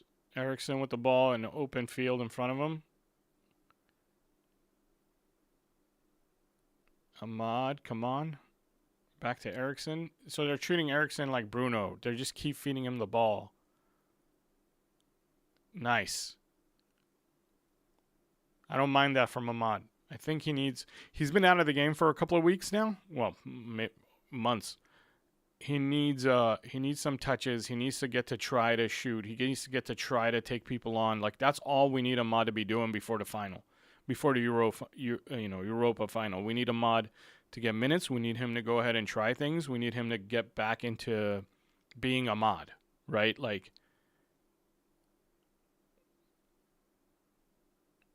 what a horrible corner. Like, what a horrible cross, man, from Erickson. Ravel said earlier, can we just release Erickson already in the middle of the game? Because he's been a wasted sub. And 100% right. Like, Erickson is just not. He's not it. He really needs to, like, just talk to someone in the MLS and see if he can play in the MLS, because I think he's wasted in Europe. Like, he's not good enough.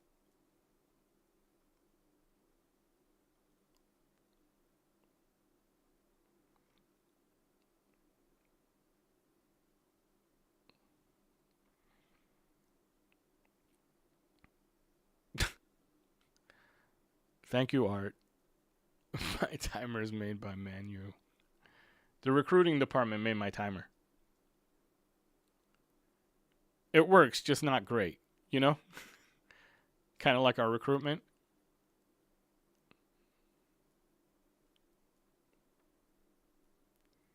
Garnacho needs to feed Ahmad, in my opinion. There it is. Ahmad cut back. Yep. Actually, not bad. The decision making there wasn't bad. Garnacho taking the shot there, maybe shouldn't have. But the decision making up until that point wasn't bad, which is good to see from young guys, which is what I complain about all the time from these young guys just making bad decisions.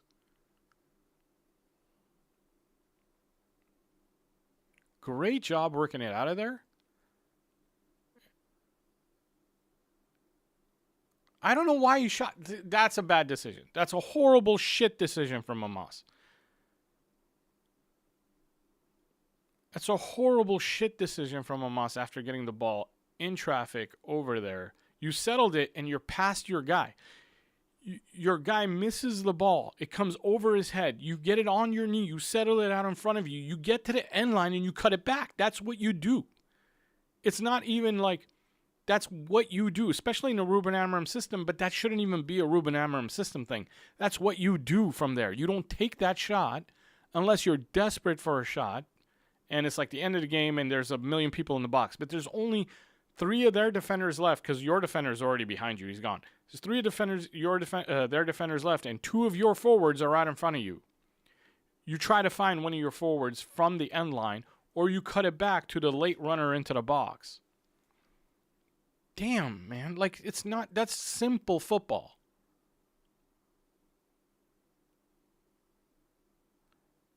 And this is what I mean by we need veterans. This is what I mean by... This isn't me saying negative things about a young kid. This young kid needs time to grow. We need veterans in, though, because we need to start winning. Like, we need the veterans in to make the right moves, and then the kid learns from the veteran. The kid's not going to learn... The coach can pull him aside, show him video, and go, this is what you should have done. And the kid might learn, don't get me wrong. But if there was a veteran doing the right things day in and day out in front of this kid, in training and in games, the kid already knows it because he's seeing it. The more input you get, instead of hearing this is what you should have done, you see the right example being set over and over again, you learn it. Instead of having to imagine what the right example would have looked like because you haven't seen it, you're just being told what you should have done.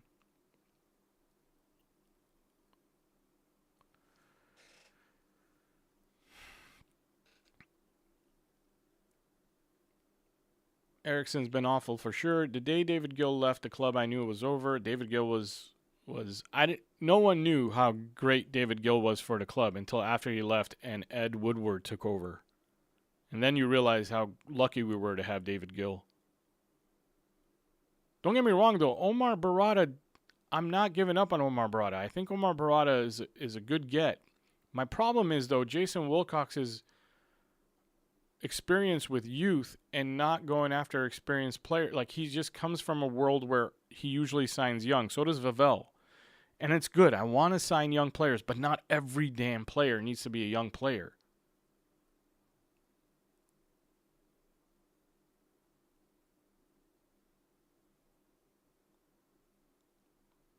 Another cross, and our players clang into each other. And another cross coming again.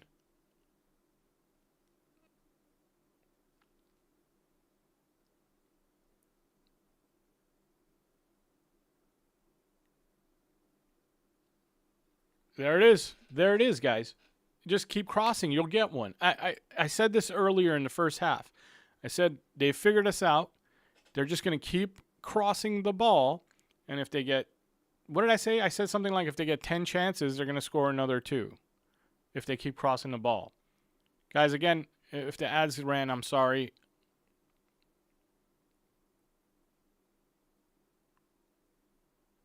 Hello. Welcome to the show.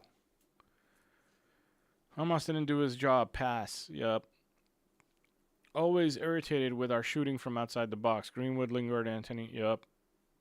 This Brentford side is all about crossing. No. Every side playing against us should be all about crossing until we get more physical players.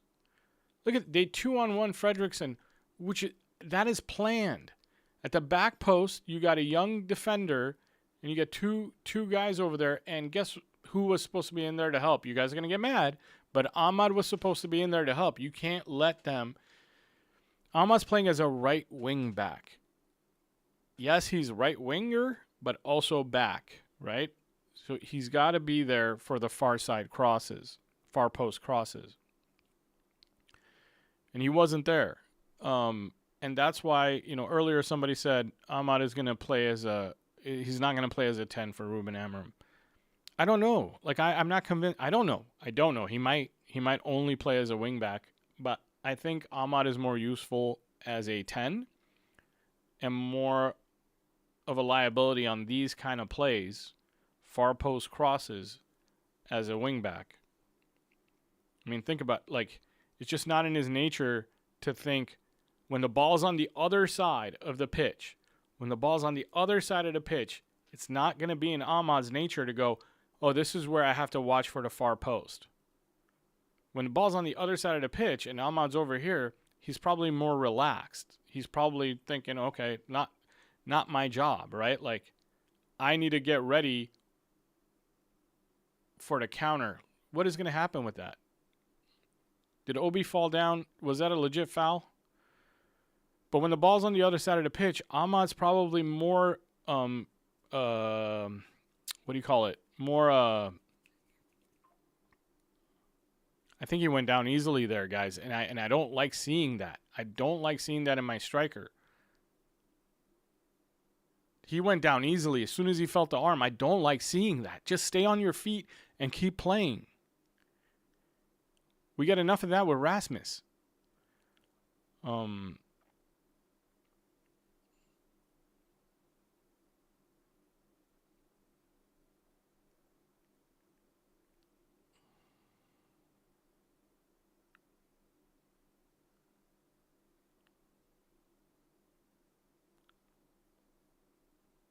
SSJ3 didn't get any ads. That's weird, man. My thing just says ads are inserted or whatever.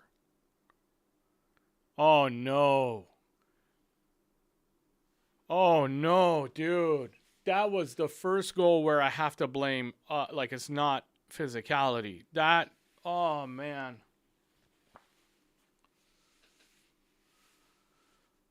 This is not this is not good. This is not good for the team to go through that, through this right before the Europa League second semifinal game and then the final. Like you don't want your team's confidence to be at the at the bottom. You don't want your team to lose like this. You don't want Bilbao to watch this game and go, "Oh, they're capable of giving up 4 goals."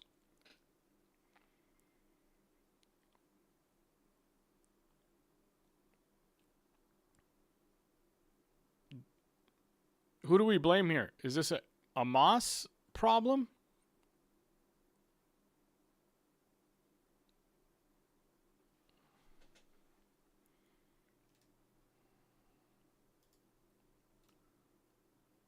Is this a Moss problem, or was that pass and that run just too perfect to beat the offside?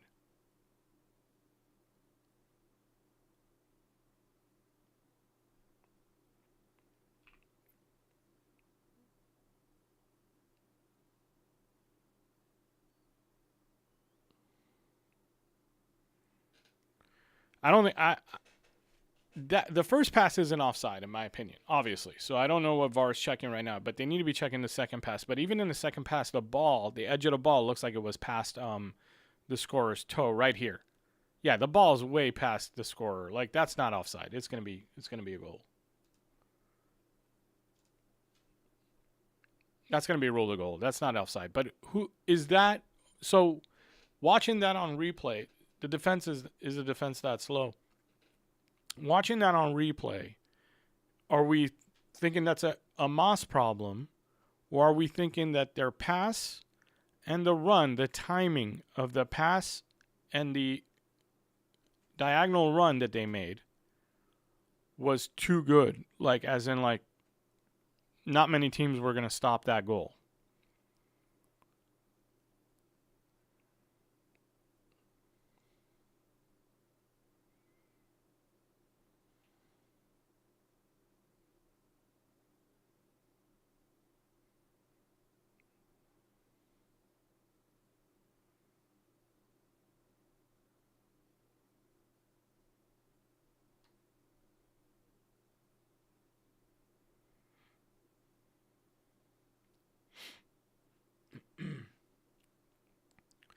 Frimpong is actually a very good bargain. I just don't know if he wants to play for us or even if he wants to play in England. I think I read somewhere it was either Manchester United he didn't really care to play for or England. Like he wants to play for a Champions League team or something like that. I don't know. Or maybe he just didn't want to play for England at all because he used to live and play in City and maybe he just wants to play somewhere with, I don't know, better weather.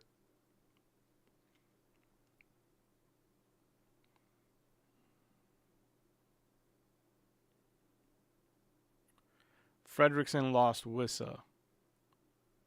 Okay, so it's not the initial pass. It's the not staying with Wissa. And I actually can see that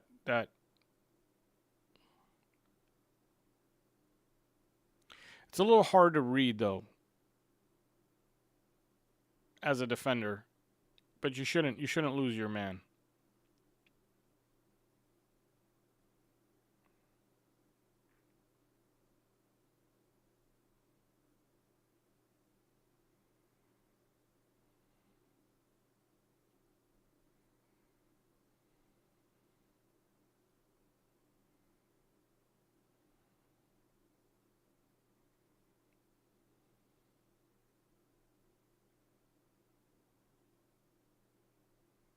Their timing was really good. I thought so too. I thought when that pass was released and the time of the first run was like perfect. And it's really hard to defend against.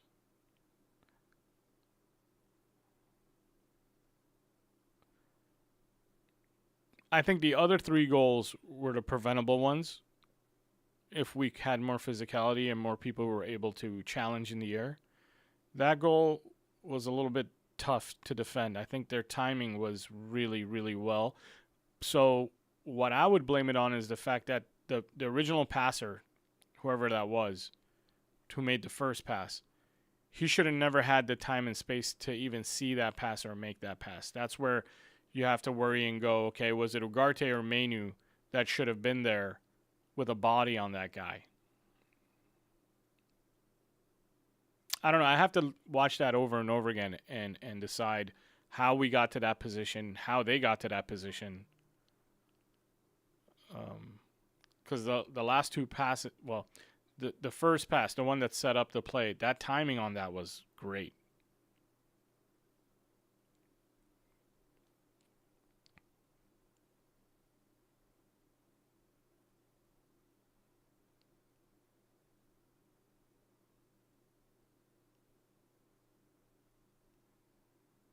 Oh, no, Maguire. Dude, why? You start to see like a little bit of mental mistakes, and you start to see like the confidence get lower and lower. And when confidence gets lower, you're a little bit slower. You start making decisions bad. You make bad passes. This isn't what we need before the Europa League semifinal and then finals. But the good part is you got players like Bruno, you got Casemiro on the bench who can lift up spirits. Like, even if your confidence is low, but then you get these 2 players coming in, and if you feel like, as a squad player, you feel like those are your 2 best players, you start to go, okay, yeah, but they're playing this game, and we're always better when they play, and you start playing better.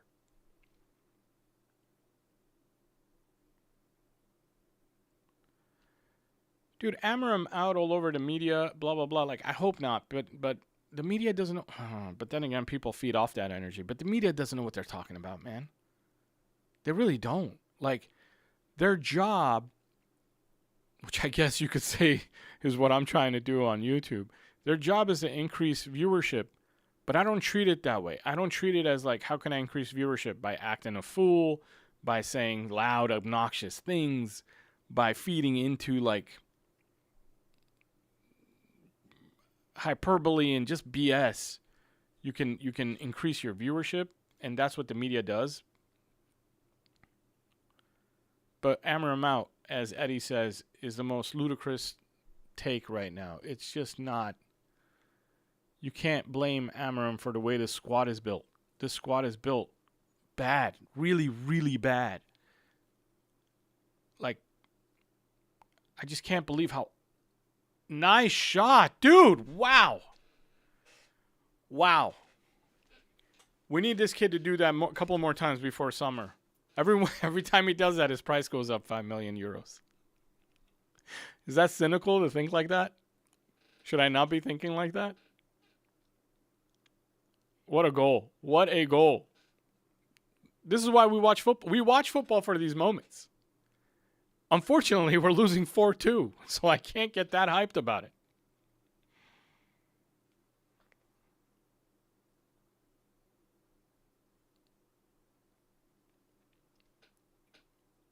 Who said that, I think it was Ravel, Garnell will have like either a brace or 7 missed shots.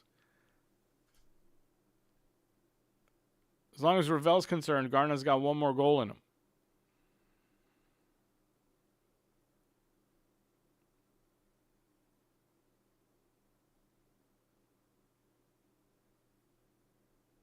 We do need something like that, though. I'm glad that happened because we need to not lose this game 4-1. We need to end the game strong so that the confidence I was telling you guys about that's on the floor. Get the ball out of here.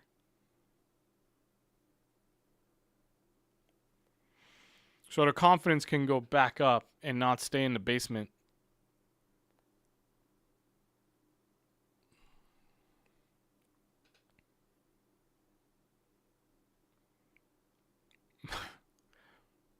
we're deliberately playing like this, Marcus? I hope not. I don't think Bilbao is going to get fooled. Anthony Taylor's not going to call that. Like, Anthony Taylor's Anthony Taylor, man. You're not getting that.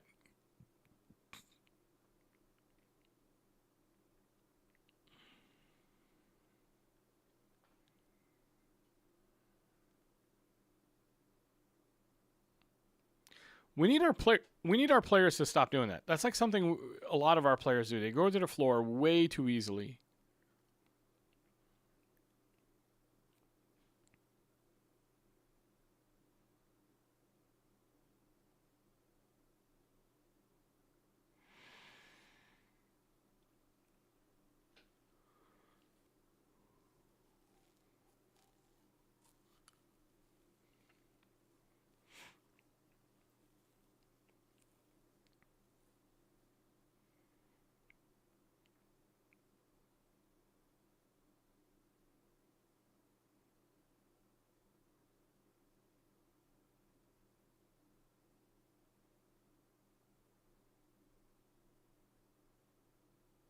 Maguire.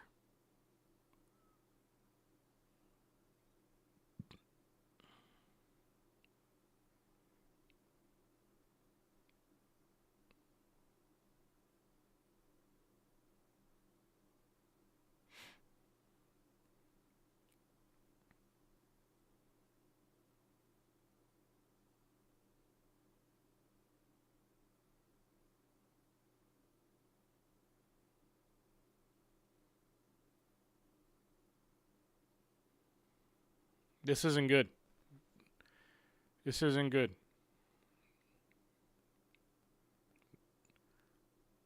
Lenny Yoro. One thing you got to say about Lenny Yoro is every time there's a counter by the opponent's team, Lenny Yoro finds his way back to our box.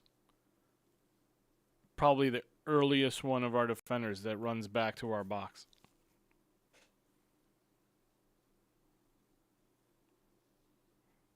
Harry Maguire was about to go prime Scholes.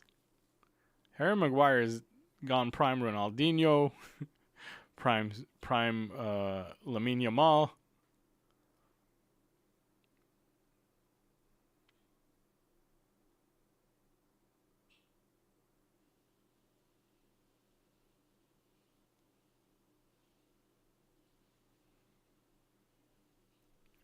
I keep forgetting to change the score, man.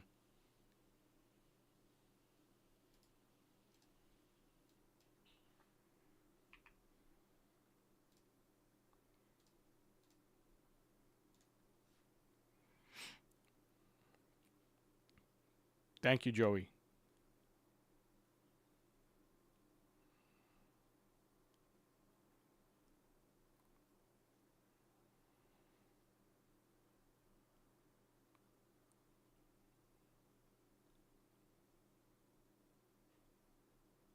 Harry Amos. Earlier, I read a comment. Someone said Amos should be crossing the ball. I think it was Nana. If that's how he crosses the ball, then forget it.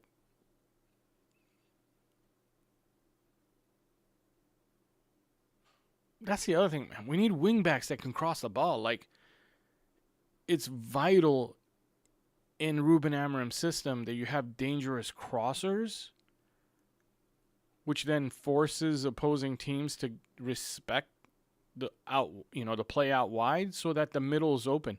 Guys, the middle's never open. Like, I was thinking about this like 5 minutes ago. I'm like, I really need to see Cheeto touch the ball more often.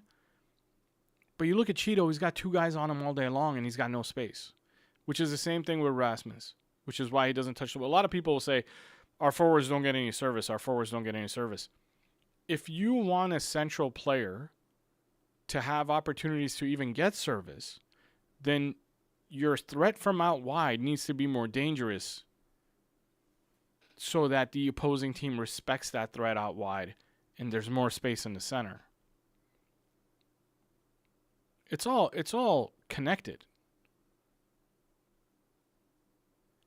Whenever there's a problem, sometimes you have to think, where else could there be a problem that causes this problem?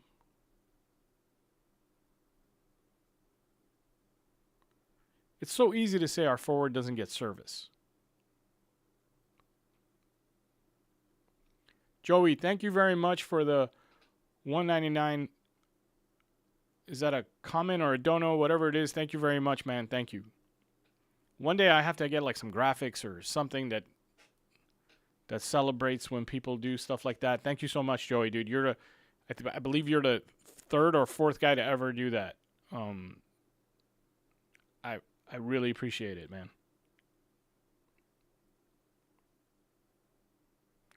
What? For the machine. Tell me what the machine is.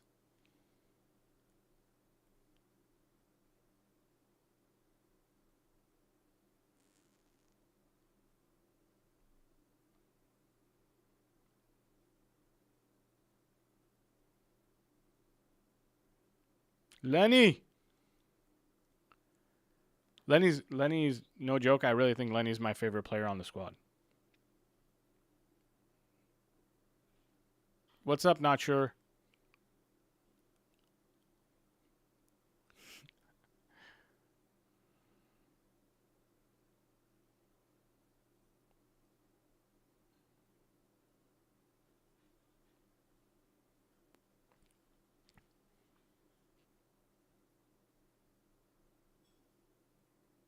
Cheeto.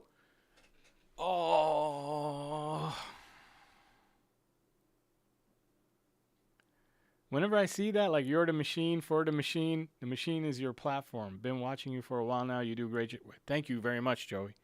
Thank you, man. Whenever I see that and Mark is saying you're the machine, and I just see, like, the machine, I just think of Bert Kreischer, if anybody you guys know that comedian. Because he calls himself the machine.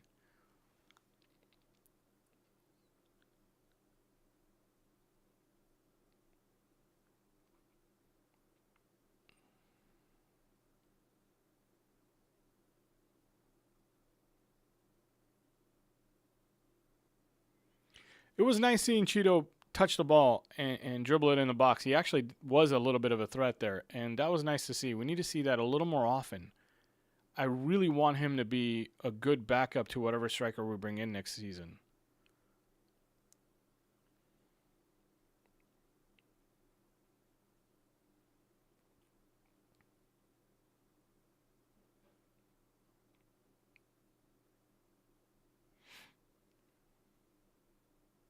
Press, press, press.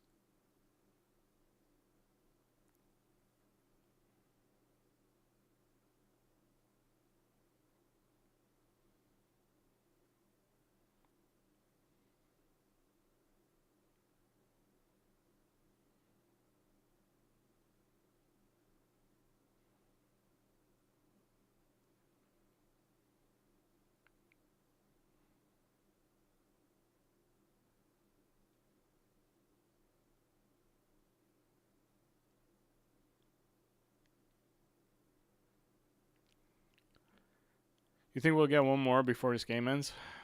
I really hope we do. Just one more to keep us excited and hope that we get the equaling one in the last seconds would be nice. One more right now in the next minute.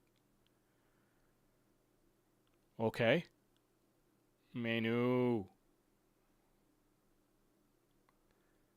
Guys, has Anthony Taylor called a single foul today? Like, was there one? There might have been one, right, where Ugarte got a yellow card. That's the only one I remember. I think he called one foul and gave a yellow card. Maybe I'm wrong, because that sounds ridiculous to me that it was only one.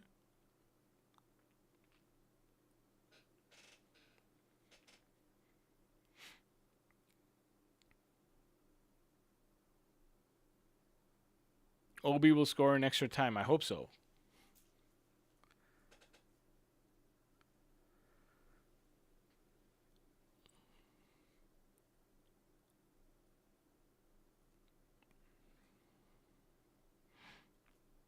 But it must be exciting for Obi to get a full game.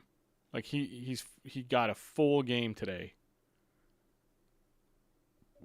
There's a lot he can learn from. Oh, Maguire. Maguire with his crossing.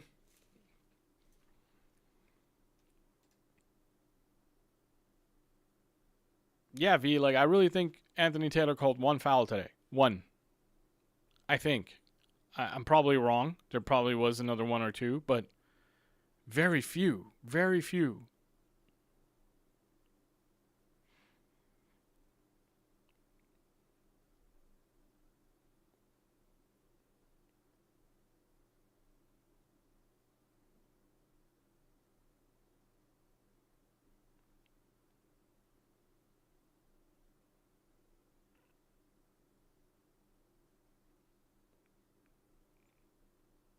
Nice. All right, Ahmad. Show me something, man. Nice. Oh! We need that. We need what did I say earlier? We need Ahmad to get back to like being Ahmad. We need Ahmad to get back to being Ahmad, and we got 2 minutes to score another one. We have 2 minutes to score another one.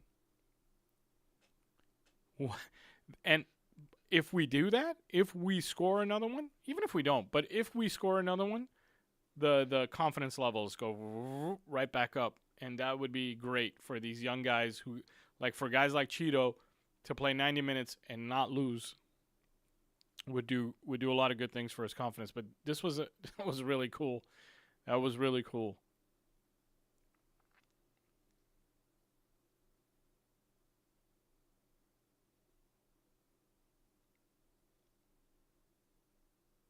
Oh, he called another foul. Dude, he only calls fouls on Ugarte. That's what it is. He only calls fouls on Ugarte.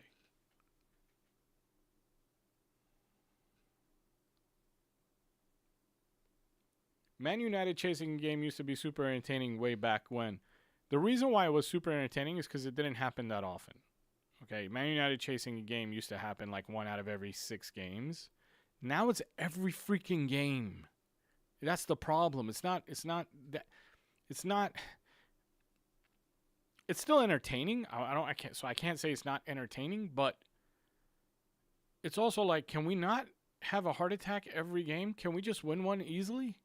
I guess that's what happened against Bilbao last week, right? Because we got the red card after 20 minutes or 30 minutes, and we scored the first 3 goals in the first half, and so we didn't, But we need more games like that, where we win in the first half and the second half is just going through the motions.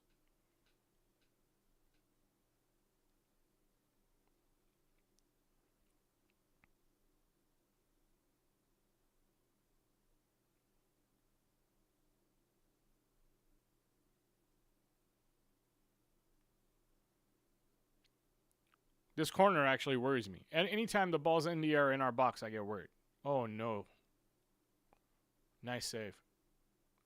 We really need the ball, though. There's 30 seconds left. I would like to have one more try at it. Anthony Taylor's not going to call that, dude. Complain all you want. Wait. Why is he saying wait? For the VAR check? Then we want an extra minute added on. If you're going to make him wait, we want an extra minute. No VAR, bro. Stop complaining. Don't blow the whistle. You told him to wait.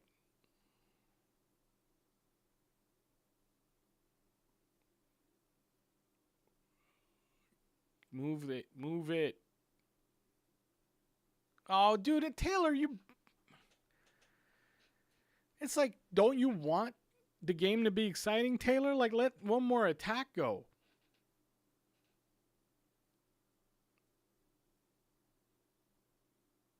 All right, look, it could have been worse. We could have lost 4-1. And plus, this was a throwaway game to begin with. And it was, the positives we can take out of it is that Ahmad did what he did there in the end. And you need that. You need Ahmad to, I don't know, like, you need him to be Ahmad again. The way he was earlier in the season. Not earlier in the season, when Ruben came in. You know what I mean. You need Ahmad to be Ahmad again. Because you need people to step up. Especially with that Europa League semifinal and then hopefully final coming up. That's a huge positive. You got a kid in Cheeto Obi who got 90 minutes. That's a huge positive. So there are some positives we can take out of this. And here's another thing. You might not think like this, but I do. Even seeing the negatives before a summer transfer window opens is a positive. You don't want them to have an excuse to not go in on the market and face reality of what we need. You don't want to win this game 3-0 and shut them out, and then they go, well, we don't really need a new goalkeeper. We've got 2 good goalkeepers, and we got a good defense. We don't need any center backs. You want to show that, like, well, actually, teams like Brentford are capable of scoring 4 against us, and we need to solve that problem in the summer. And a guy like, look, I'm not saying De Ligt getting injured is a positive. That's not what I'm saying. But De Ligt getting injured lets management know that we need another veteran center back because our veteran center backs keep getting injured. And we can't just have Aiden Heaven and Fredrickson, and that's it, and Mazraoui, who's not a center back. They need to be spending money on center back. They need to be spending money on midfielders, and they need to be bringing in a veteran striker because having Rasmus, Liam Delap, and Cheeto Obi, fantastic, but not. Where's the veteran?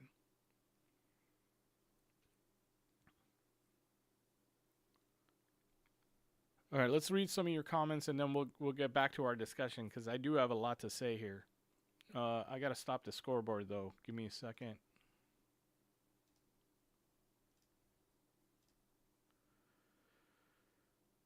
Okay. And it's 4-3, right? So let me change that too in case someone joins us here at the end and doesn't know the score. All right, so why would you sign an injury-prone player in the first place? Yeah, I don't know, Johnny. I don't know why they did what they did. We have the shittiest recruiters ever. That's why. I'm going to try not to curse, although I don't even consider that much of a curse word. But I do apologize to anybody who is listening to this with kids around. I will try my best not to do it again. We literally create nothing for our strikers. How many chances has Cheeto had this match? The only shot. So I was talking about that a little bit earlier about the striker not getting chances created for them.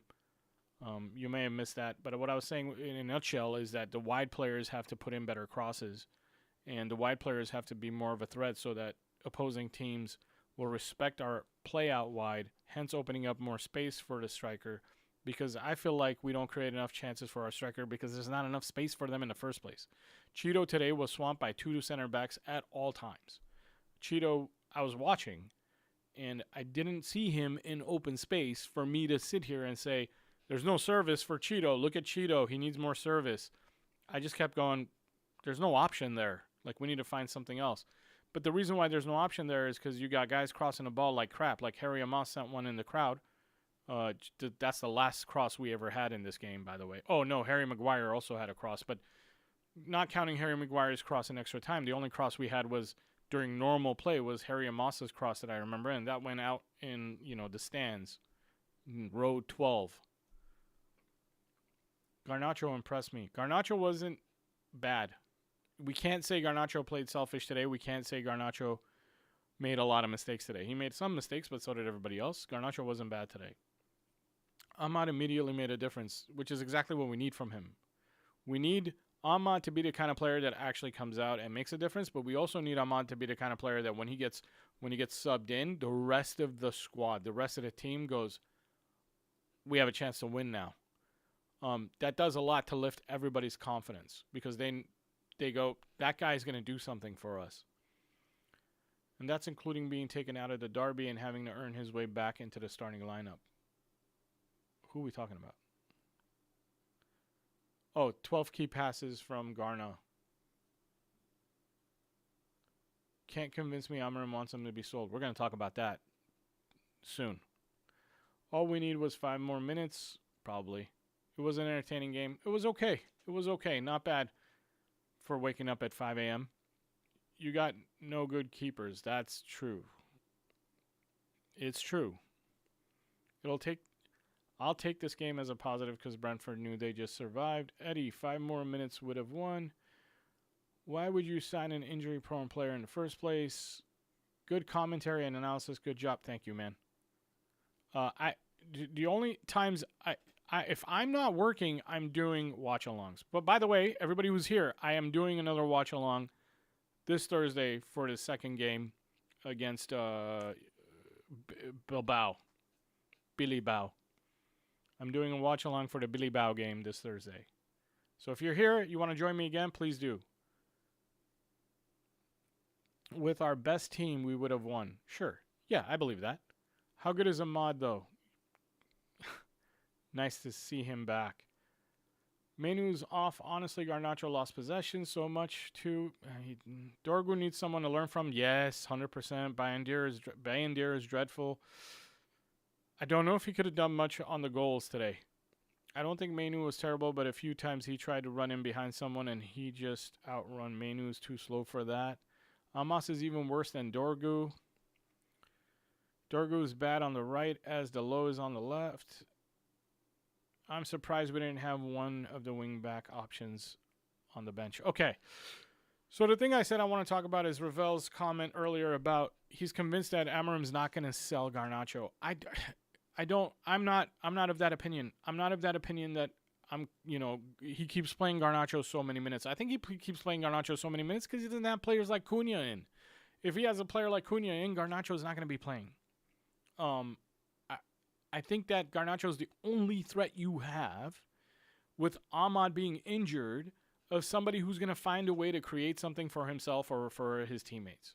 With Ahmad back, now you have two guys who can do that. With Ahmad and Cunha on the team, you don't need Garnacho. Not unless you're resting one of those two. And then with Mount fully healthy and able to play, you've got another number 10 that you definitely don't want to put on the bench for too long because the guy's movement is perfect. Mount's positioning and movement today in the first half, if you were here for the watch along, if you were here early on, we were pointing out and talking about Mount's movement and how great it was. It was perfect. So I think Garnacho sold for a couple of reasons. Number one, we won't need him as badly as we need him now. We need him like crazy right now because we don't have people who can do those things I just said. Number two, we need money because we need to recruit more. We've got a striker to worry about who, guys, I see the viewer count going up, so I'm going to say some things I already said during the watch along. We got a striker problem, and Liam Delap, I don't think is it. I really don't. Like, there's a part of me that hopes he turns us down to go join Chelsea so that we're forced to look elsewhere for a striker. But I don't know. We'll see.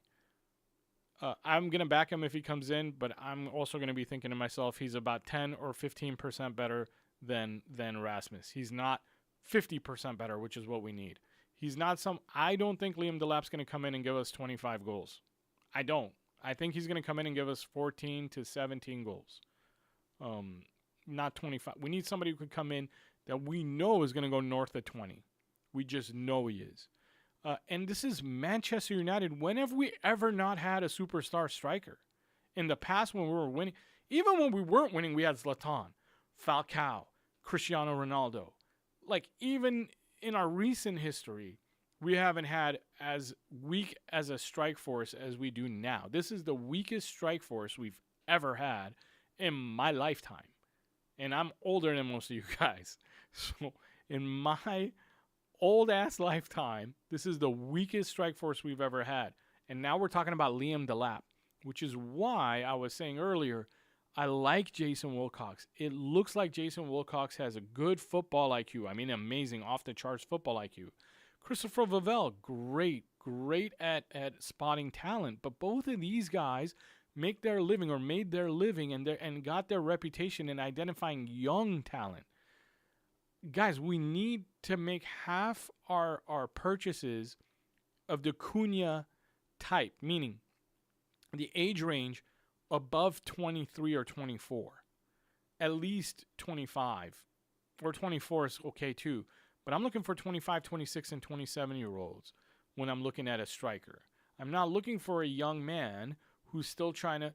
I want that young man on my team, but I want him as the backup to the 27-year-old or 26-year-old striker, learning from him, so that when the 27 or the 26-year-old becomes 29 or 30, he's playing less minutes and the young man's starting to take over, because now the young man's 23 or 24. That's what I'm talking about. We laughed when we signed Igalo. Seriously, yes. But Igalo was actually very good for us. Igalo wasn't a bad striker. He was just really too old. But Igalo was really good for us. He wasn't that bad. I liked Igalo. Maybe because he loved Manchester United. And you could totally tell he was so happy to play for us that he kind of became lovable for me. But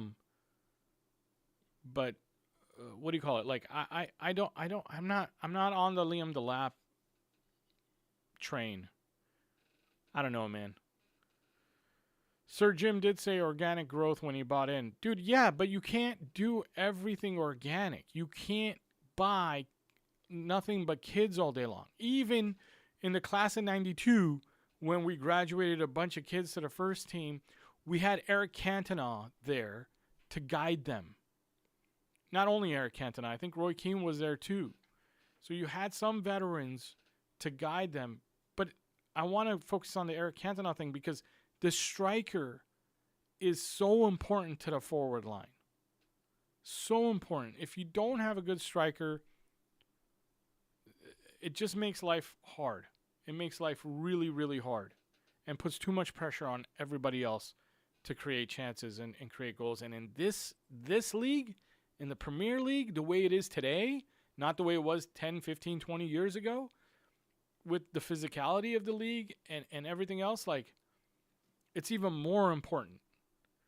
It's even more important to have a veteran striker who knows how to use his body and how to get something out of nothing. I think Obi is still raw. Didn't really position himself very well, but he wasn't bad either.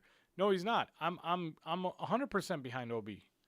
I was rooting for him today to get a goal, get something for his own confidence, but I'm 100% behind Obi, but you could totally tell that he's playing the game at the academy pace. He's still not playing the game at the Premier League pace, but you can't blame him. This is the first time he's got 90 minutes under his belt.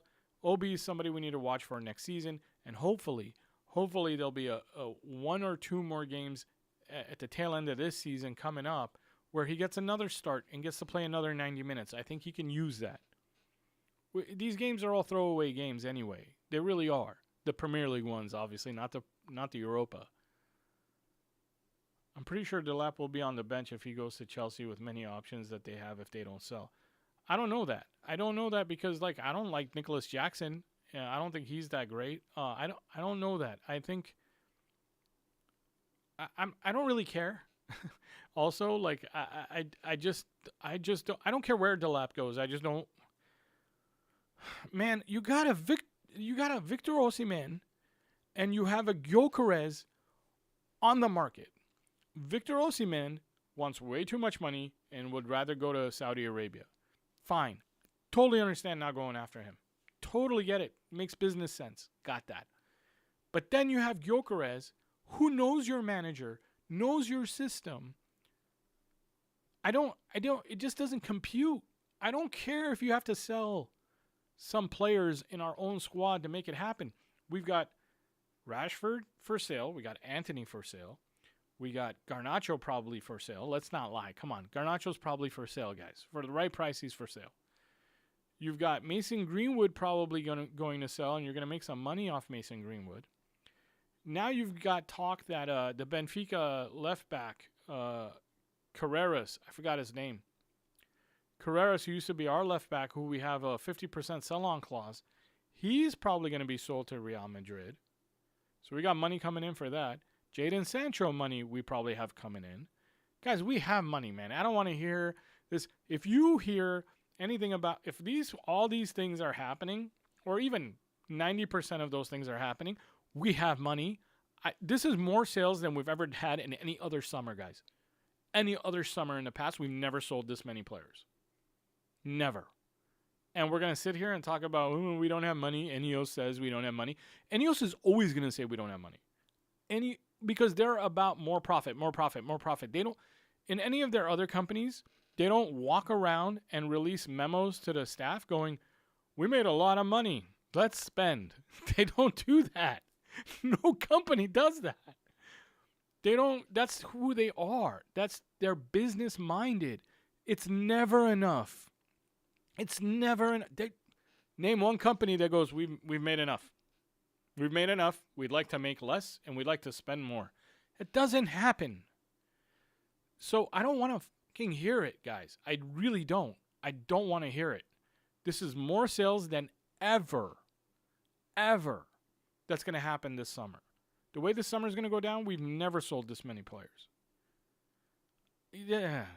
No. I'm not asking for 200 million euro players. I'm not asking for that. I'm asking for 60 million euro players like Cunha a couple of more times, not just once. Not just Cunha. Let's get Cunha, let's get Gyökeres, let's get one more in the midfield to play either alongside Ugarte or alongside Menu as cover for Ugarte, I guess, or in place of Ugarte so Ugarte can go to the bench. And then let's get 2 or 3 30 million euro players for the other positions we need, like right wing back, like center back, maybe even left wing back. Although we'd like to see Diego Leon, I guess, to see if he could. I guess we should give Patrick Dorgu another season before we talk about this kind of stuff. So I regret saying that left wing back thing. Forget it. Let's wait until Patrick Dorgu gets a whole season under his belt in the Premier League and then decide whether or not he's good enough. But right wing back, I think we all know we kind of need. And a center midfielder who can play alongside Ugarte or alongside Casemiro or alongside Menu, I think we all know we kind of need. Cunha as a 10, fantastic. I love it.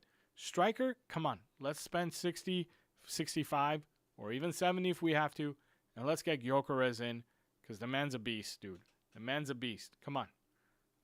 And let's not talk about money. Please, don't talk about money. I respect James at the Muppeteers, but every time he talks about money now, I just flip the channel. Like I log out. I'm like, I'm done.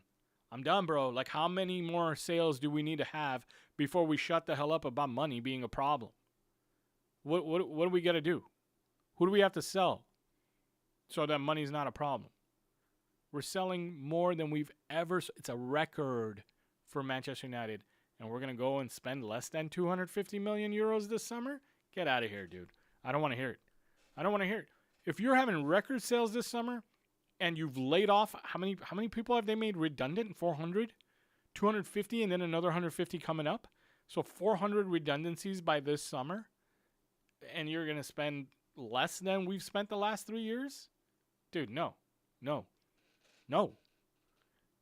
I'll be a hater. I'll be an Enios hater. You guys could be commenting and letting me know how much of a hater I am, and I'll probably lose subscribers. But it's the truth.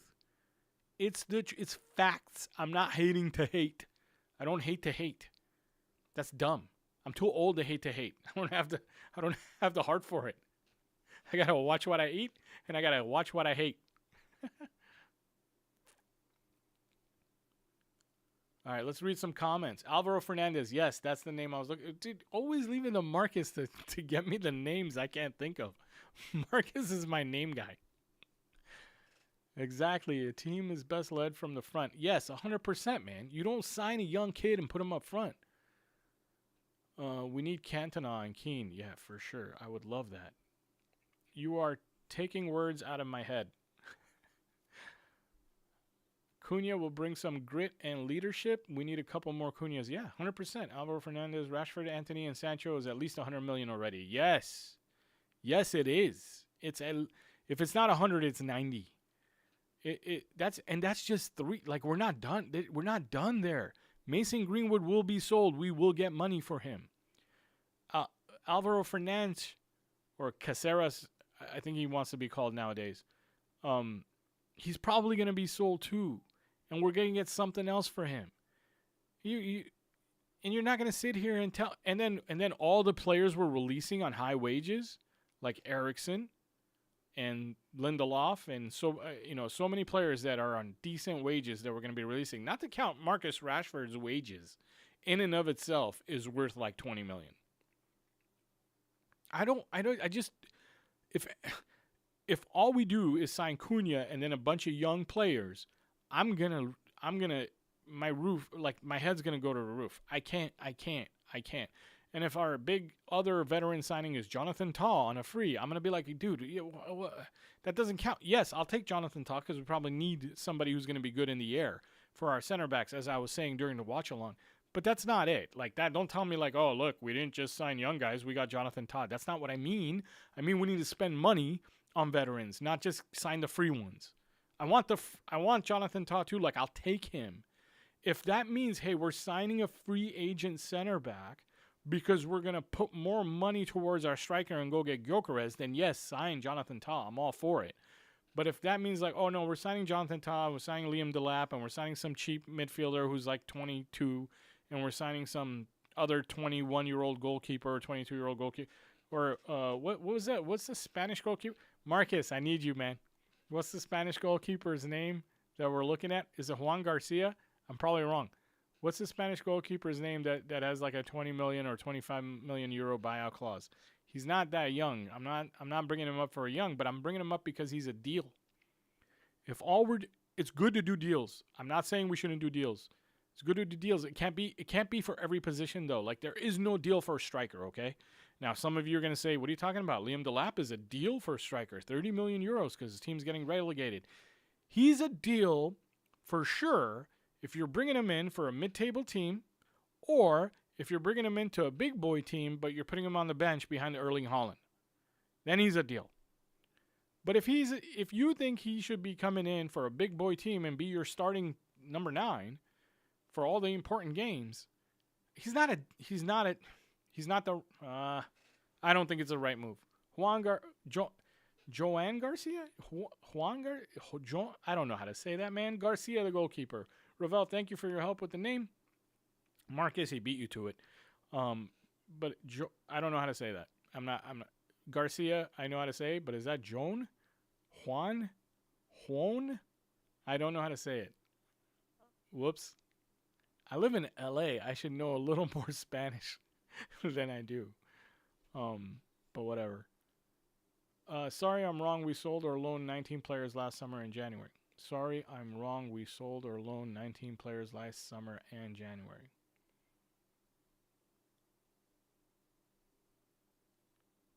I'm not sure what Marcus was trying to imply there. When he said, sorry, I'm wrong. We sold or loaned 19 players last summer. I must have missed something else he said earlier, but I still stand by the fact that I think this summer will be a record in revenue from sales. Even if we did loan or sell more players in past windows, they weren't for these kind of prices.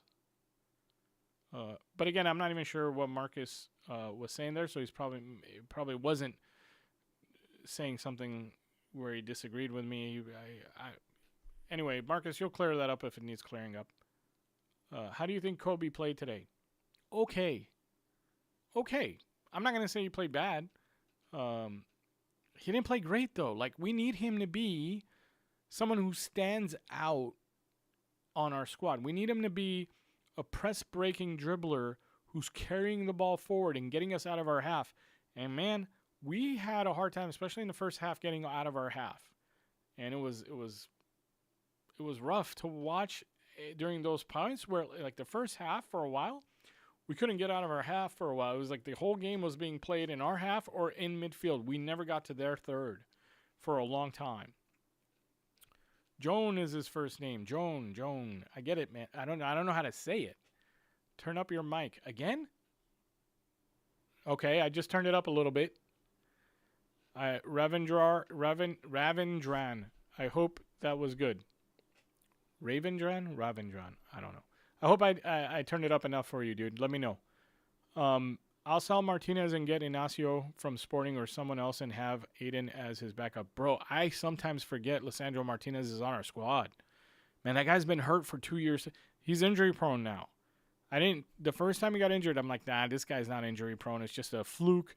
Now we gotta kind of say he's injury prone. Plus, what we talked about today during the watch along is that we're weak in the air.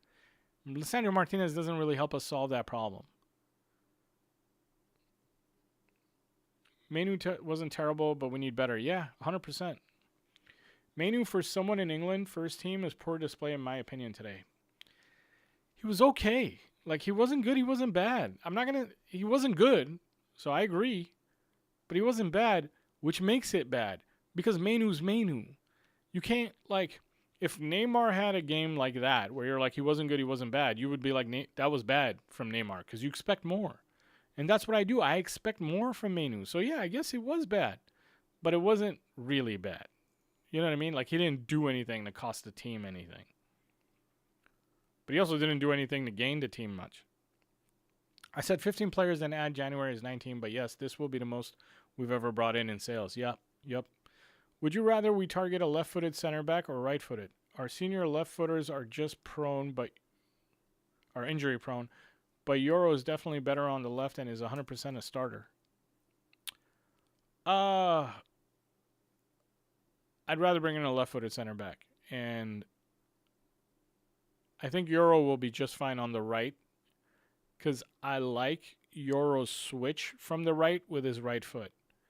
And you want him to be able to hit that diagonal ball on the switch with his right foot.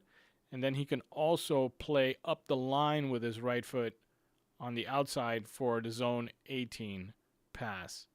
So I like Euro on the left. It's harder to hit the up the line ball with his left foot to zone 16. And then the switch, he'd have to cut inside to his right foot and then hit the switch. And that's what I mean. I don't want to force the right footer on the left to have to cut inside into where usually the press is coming from. I hope I made sense there. I don't remember Manu being that special in the England squad either. No, actually, dude, V, to be fair, in the England squad, I think it was in the Euros, he was dribbling better, but I will tell you that he had less traffic to dribble against because a lot of attention was given to Rice. A lot of attention was given, especially to Jude Bellingham, by the opposing team. So he only had, he had a little bit more time to see where the press is coming from to make his move and dribble around the press. Now, he was younger then. By now, you would go, okay, you have a little bit less time when you're playing in the Premier League. But still, I need you to be able to penetrate the press and get past the press and carry the ball. Because if that's not what you do, then what is your profile? Because that's the profile we all thought we were getting. And I think there's still a chance to get that profile. This isn't, again, I'm not saying negative things. I'm just saying he needs to be developed. Manu was really good in Euros. Yep. Oh, okay. We need to spend big this summer, but unfortunately the capability isn't in our hands. We have never been good at selling players. Dude, we're going to be selling players this summer, right? Good or bad. They're still, we're not selling Rashford for 15 million. That's not going to happen. But also, remember those buy on or sell on clauses we have on Greenwood's gonna be sold. He had a good season, he's gonna be sold. Someone's gonna come in for Anthony the way he's playing. Someone is, and they're not gonna buy him for 10 or 12. They're gonna buy him for 20 or 30. And then Garnacho, guys. I'm sorry, but those of you who don't want him to be sold, I think he needs to be sold. I think he needs to be sold because of logic, not because of my football, I don't know, bias or agenda or whatever the hell people call me in the comments. I think because of logic. If we're trying to raise enough money to buy the kind of players we want, I think Garnacho needs to be sold. But then I'm going to get really mad if we sell players like Garnacho too on top of the list of the players we're selling and then go for a Liam Delap. That just no. No, then keep Garnacho, please. Because you can buy Liam Delap without selling Garnacho. With just the sales we're making. You're going to sign a free Jonathan Tah and buy a Liam Delap and sell Garnacho? That would be silly. Why was our team struggling to break down Brentford? Can you explain? Yeah. I'll do it in a nutshell because it takes a lot more than that. And some people are going to make videos tomorrow explaining exactly how the team shape affected how we couldn't build up from the back and break them down. But I'm going to tell it to you in a nutshell because I do more of a... Yes, I look at the team shape, but I'm more about player performance, and that's kind of my forte and what I do for a living anyway. And what I'll tell you is sometimes you need you look at a player in his profile and you go, okay, that's the player who's going to carry the ball and break the press. And then you look at other players and you go, this smart guy with this other wing back, let's say, are going to play 1-2s, and that's how they're going to break the press. So this guy's going to break the press by his ball carrying ability. These two guys are going to break the press by their short passing and movement ability. And then you've got number 10s like Mason Mount. He's going to play in the pockets and help other guys break the press by passing to him up front in the pockets and play in between the lines there and things of that nature. And all these combination of things did not happen enough. They didn't find Mason Mount enough. There were a lot of times in the first half where I was saying, look at Mason Mount's movement, guys. He's doing great. Even when he's not getting the ball, he's in the right positions, taking up the right spots. And then they started finding Mason Mount. But the first 10, 15 minutes, I was already noticing his movement was great, and they weren't giving him they weren't finding him. And the thing is, when someone's movement's good and he's sitting in those pockets in between the lines, you literally get about 1 or 2 touches to find him with a pass. If you take more than 2 touches, it's too late. That window of opportunity closes, and now that player has to move on to the next spot. So that's one. Number 2, we were just talking about Kobe Mainu breaking presses by his ball carrying ability. Didn't happen. Didn't happen enough. Probably happened once or twice. Didn't happen enough to where he would garner more attention from the opposing team, and then that would leave other pockets and other places for the 1-2s. If you remember our first goal, guys, this brings me to point number 3. If you remember our first goal, it was a 1-2 pass up the wing, which broke their defense and their lines and their press, which then got Garnacho down and crossed it in for the goal. So those are the 3 things that I look for in our squad and that Ruben needs in characteristics. Guys who can play in the pocket like a Mount, like what he wants Xerxes to do. Xerxes does that too when Mount's not playing. That's the guy who's going to play in the pockets, and their movement and their intelligence has to be high. And that's what Mount's showing. And Xerxes has been showing that too. Xerxes has been learning where to move, and his positioning's gotten better and better since Ruben came in. And then he's looking for guys that play like Mainu to be the ball carriers. And in that part, not really happening. The Mount part and the Xerxes part also, we just don't find them enough. The window of opportunity closes before a player looks to pass them the ball, and then it's too late, and then they got to pass it around sideways. And then the 1-2 pass, which we saw today, we don't see enough of at all. The 1-2 pass that created our first goal today up the wing, we don't see enough of at all. At all. That needs to be happening 3 or 4 times a game. It happened once today, and there are a lot of games where it happens 0 times. And that's I don't know who to blame for that, but that's here. It really is here. And today, Garnacho did a fantastic job here in finding Mainu and going for the pass, and then Mainu finding him again. And then Garnacho making that fruitful by going to the end line and crossing it instead of trying to cut into his right foot and take a shot or something like that. So, yeah, that's my explanation, Oni-chan. I was trying to do it even shorter than that. I took too much time there. Manu also played deep today, guys. And remember, he's a lot better higher up in those tight, high spaces. Correct, Billy, but is that what we're developing him into, a 10? Or is that going to be his secondary role, and his main role needs to be as a number 8 who's going to carry the ball past the defense? Make sense? That light, guys, shines in my eye. And, usually when I make videos, I can only do about 45 minutes to an hour before I got to turn this big light off so that you guys can see me. If I turn it off now, you won't see me at all. But that just shines in my eye the whole time. So we're gonna wrap this video up in another 5 minutes because I got to give my eye a break. Follow-up question then. Left footers linked to us have been Ignacio Branthwaite. Who do you prefer? Ignacio is only 6. Wouldn't be much help in our aerial issues, but on ball he's class. I prefer Ignacio. Because we have a lot of build-up play issues, and I trust Ignacio in the build-up play more than Branthwaite, even though you just said, and you're right to say this, that Ignacio's aerial game isn't going to be as good as Branthwaite's, and we have an aerial game weakness. But here's the thing. Ignacio would be coming in to replace either Mazraoui or Luke Shaw. So that's already a step up in the aerial game. And the way my logic is that if Ignacio comes in, then Mazraoui goes on the bench, and Euro starts in place of Mazraoui. So it becomes Euro, the center back in the middle, which would be either De Ligt or Harry Maguire, or if we get Jonathan Tah, then Jonathan Tah. And then it would be Inacio on the left, being backed up by Lisandro Martinez if he's not injured next season.